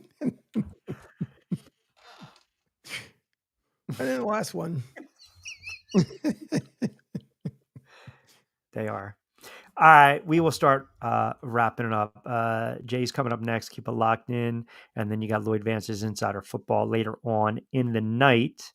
And as always, get social with us at CSN Florida, IG, Facebook, at Rich Q on Q. You can follow all our talent. As you guys typically do a fantastic job, follow Angel at SR1029 The Game. You can download the app. Keep the views and the eyeballs coming on the website. You guys have been fantastic. I will be back in the saddle. Audio version. Yes, I know some of you guys don't do audio. Audio version tomorrow, 5 to 6. Wednesday, 4 to 6. Thursday, 5 to 6. We're working out the kinks with the audio. Trust me. We might have the content video-wise 5 days a week. We're working on that as we speak. It is, as they say, a process, and we will just leave it at it. By the way, I'm glad that you enjoyed the movie Carry On. I'm glad I recommended it. It was terrific. It was gut-wrenching performance by non-actors that will win non-Oscars for daggone sure, but they probably will. Listen, everything happens in an airport terminal. Sure does. Everything. You can just sit there and the world just passes you by. All right. Again, tomorrow back in the saddle, 5 to 6. Appreciate all the comments, the engagement. Thanks for Llyoyd Vance checking in. For me, Armando Angel Martinez behind the glass. We've been powered by our good friends over at Fresh Roasted Coffee. Not true. I don't know with the bad weather, maybe down to 95 in your way. In our way, maybe going a little slower. A slow version of the Karen. By the way, Mike's chiming in. Could be worse. My dog loves the brown snow. See, that's where you got to really get your dog in lockstep and barrel. 6 o'clock straight up on the East Coast, a Monday edition, a Man Up Monday edition of The Drive on demand, by the way, on X, and we'll post that up on my YouTube channel. Have a good sports Monday. You got Jay coming up. You got Llyoyd Vance, Pete Shepard tomorrow to start you off 7 to 10. And of course, on Wednesday, Pete again, 7 to 10. Martinez and Company, 10 to 12. I'll be back video-wise on Wednesday, 4 to 6. Audio-wise tomorrow, 5 to 6. Have a wonderful sports Monday. Be safe, be sound as always. Hasta luego, buen día.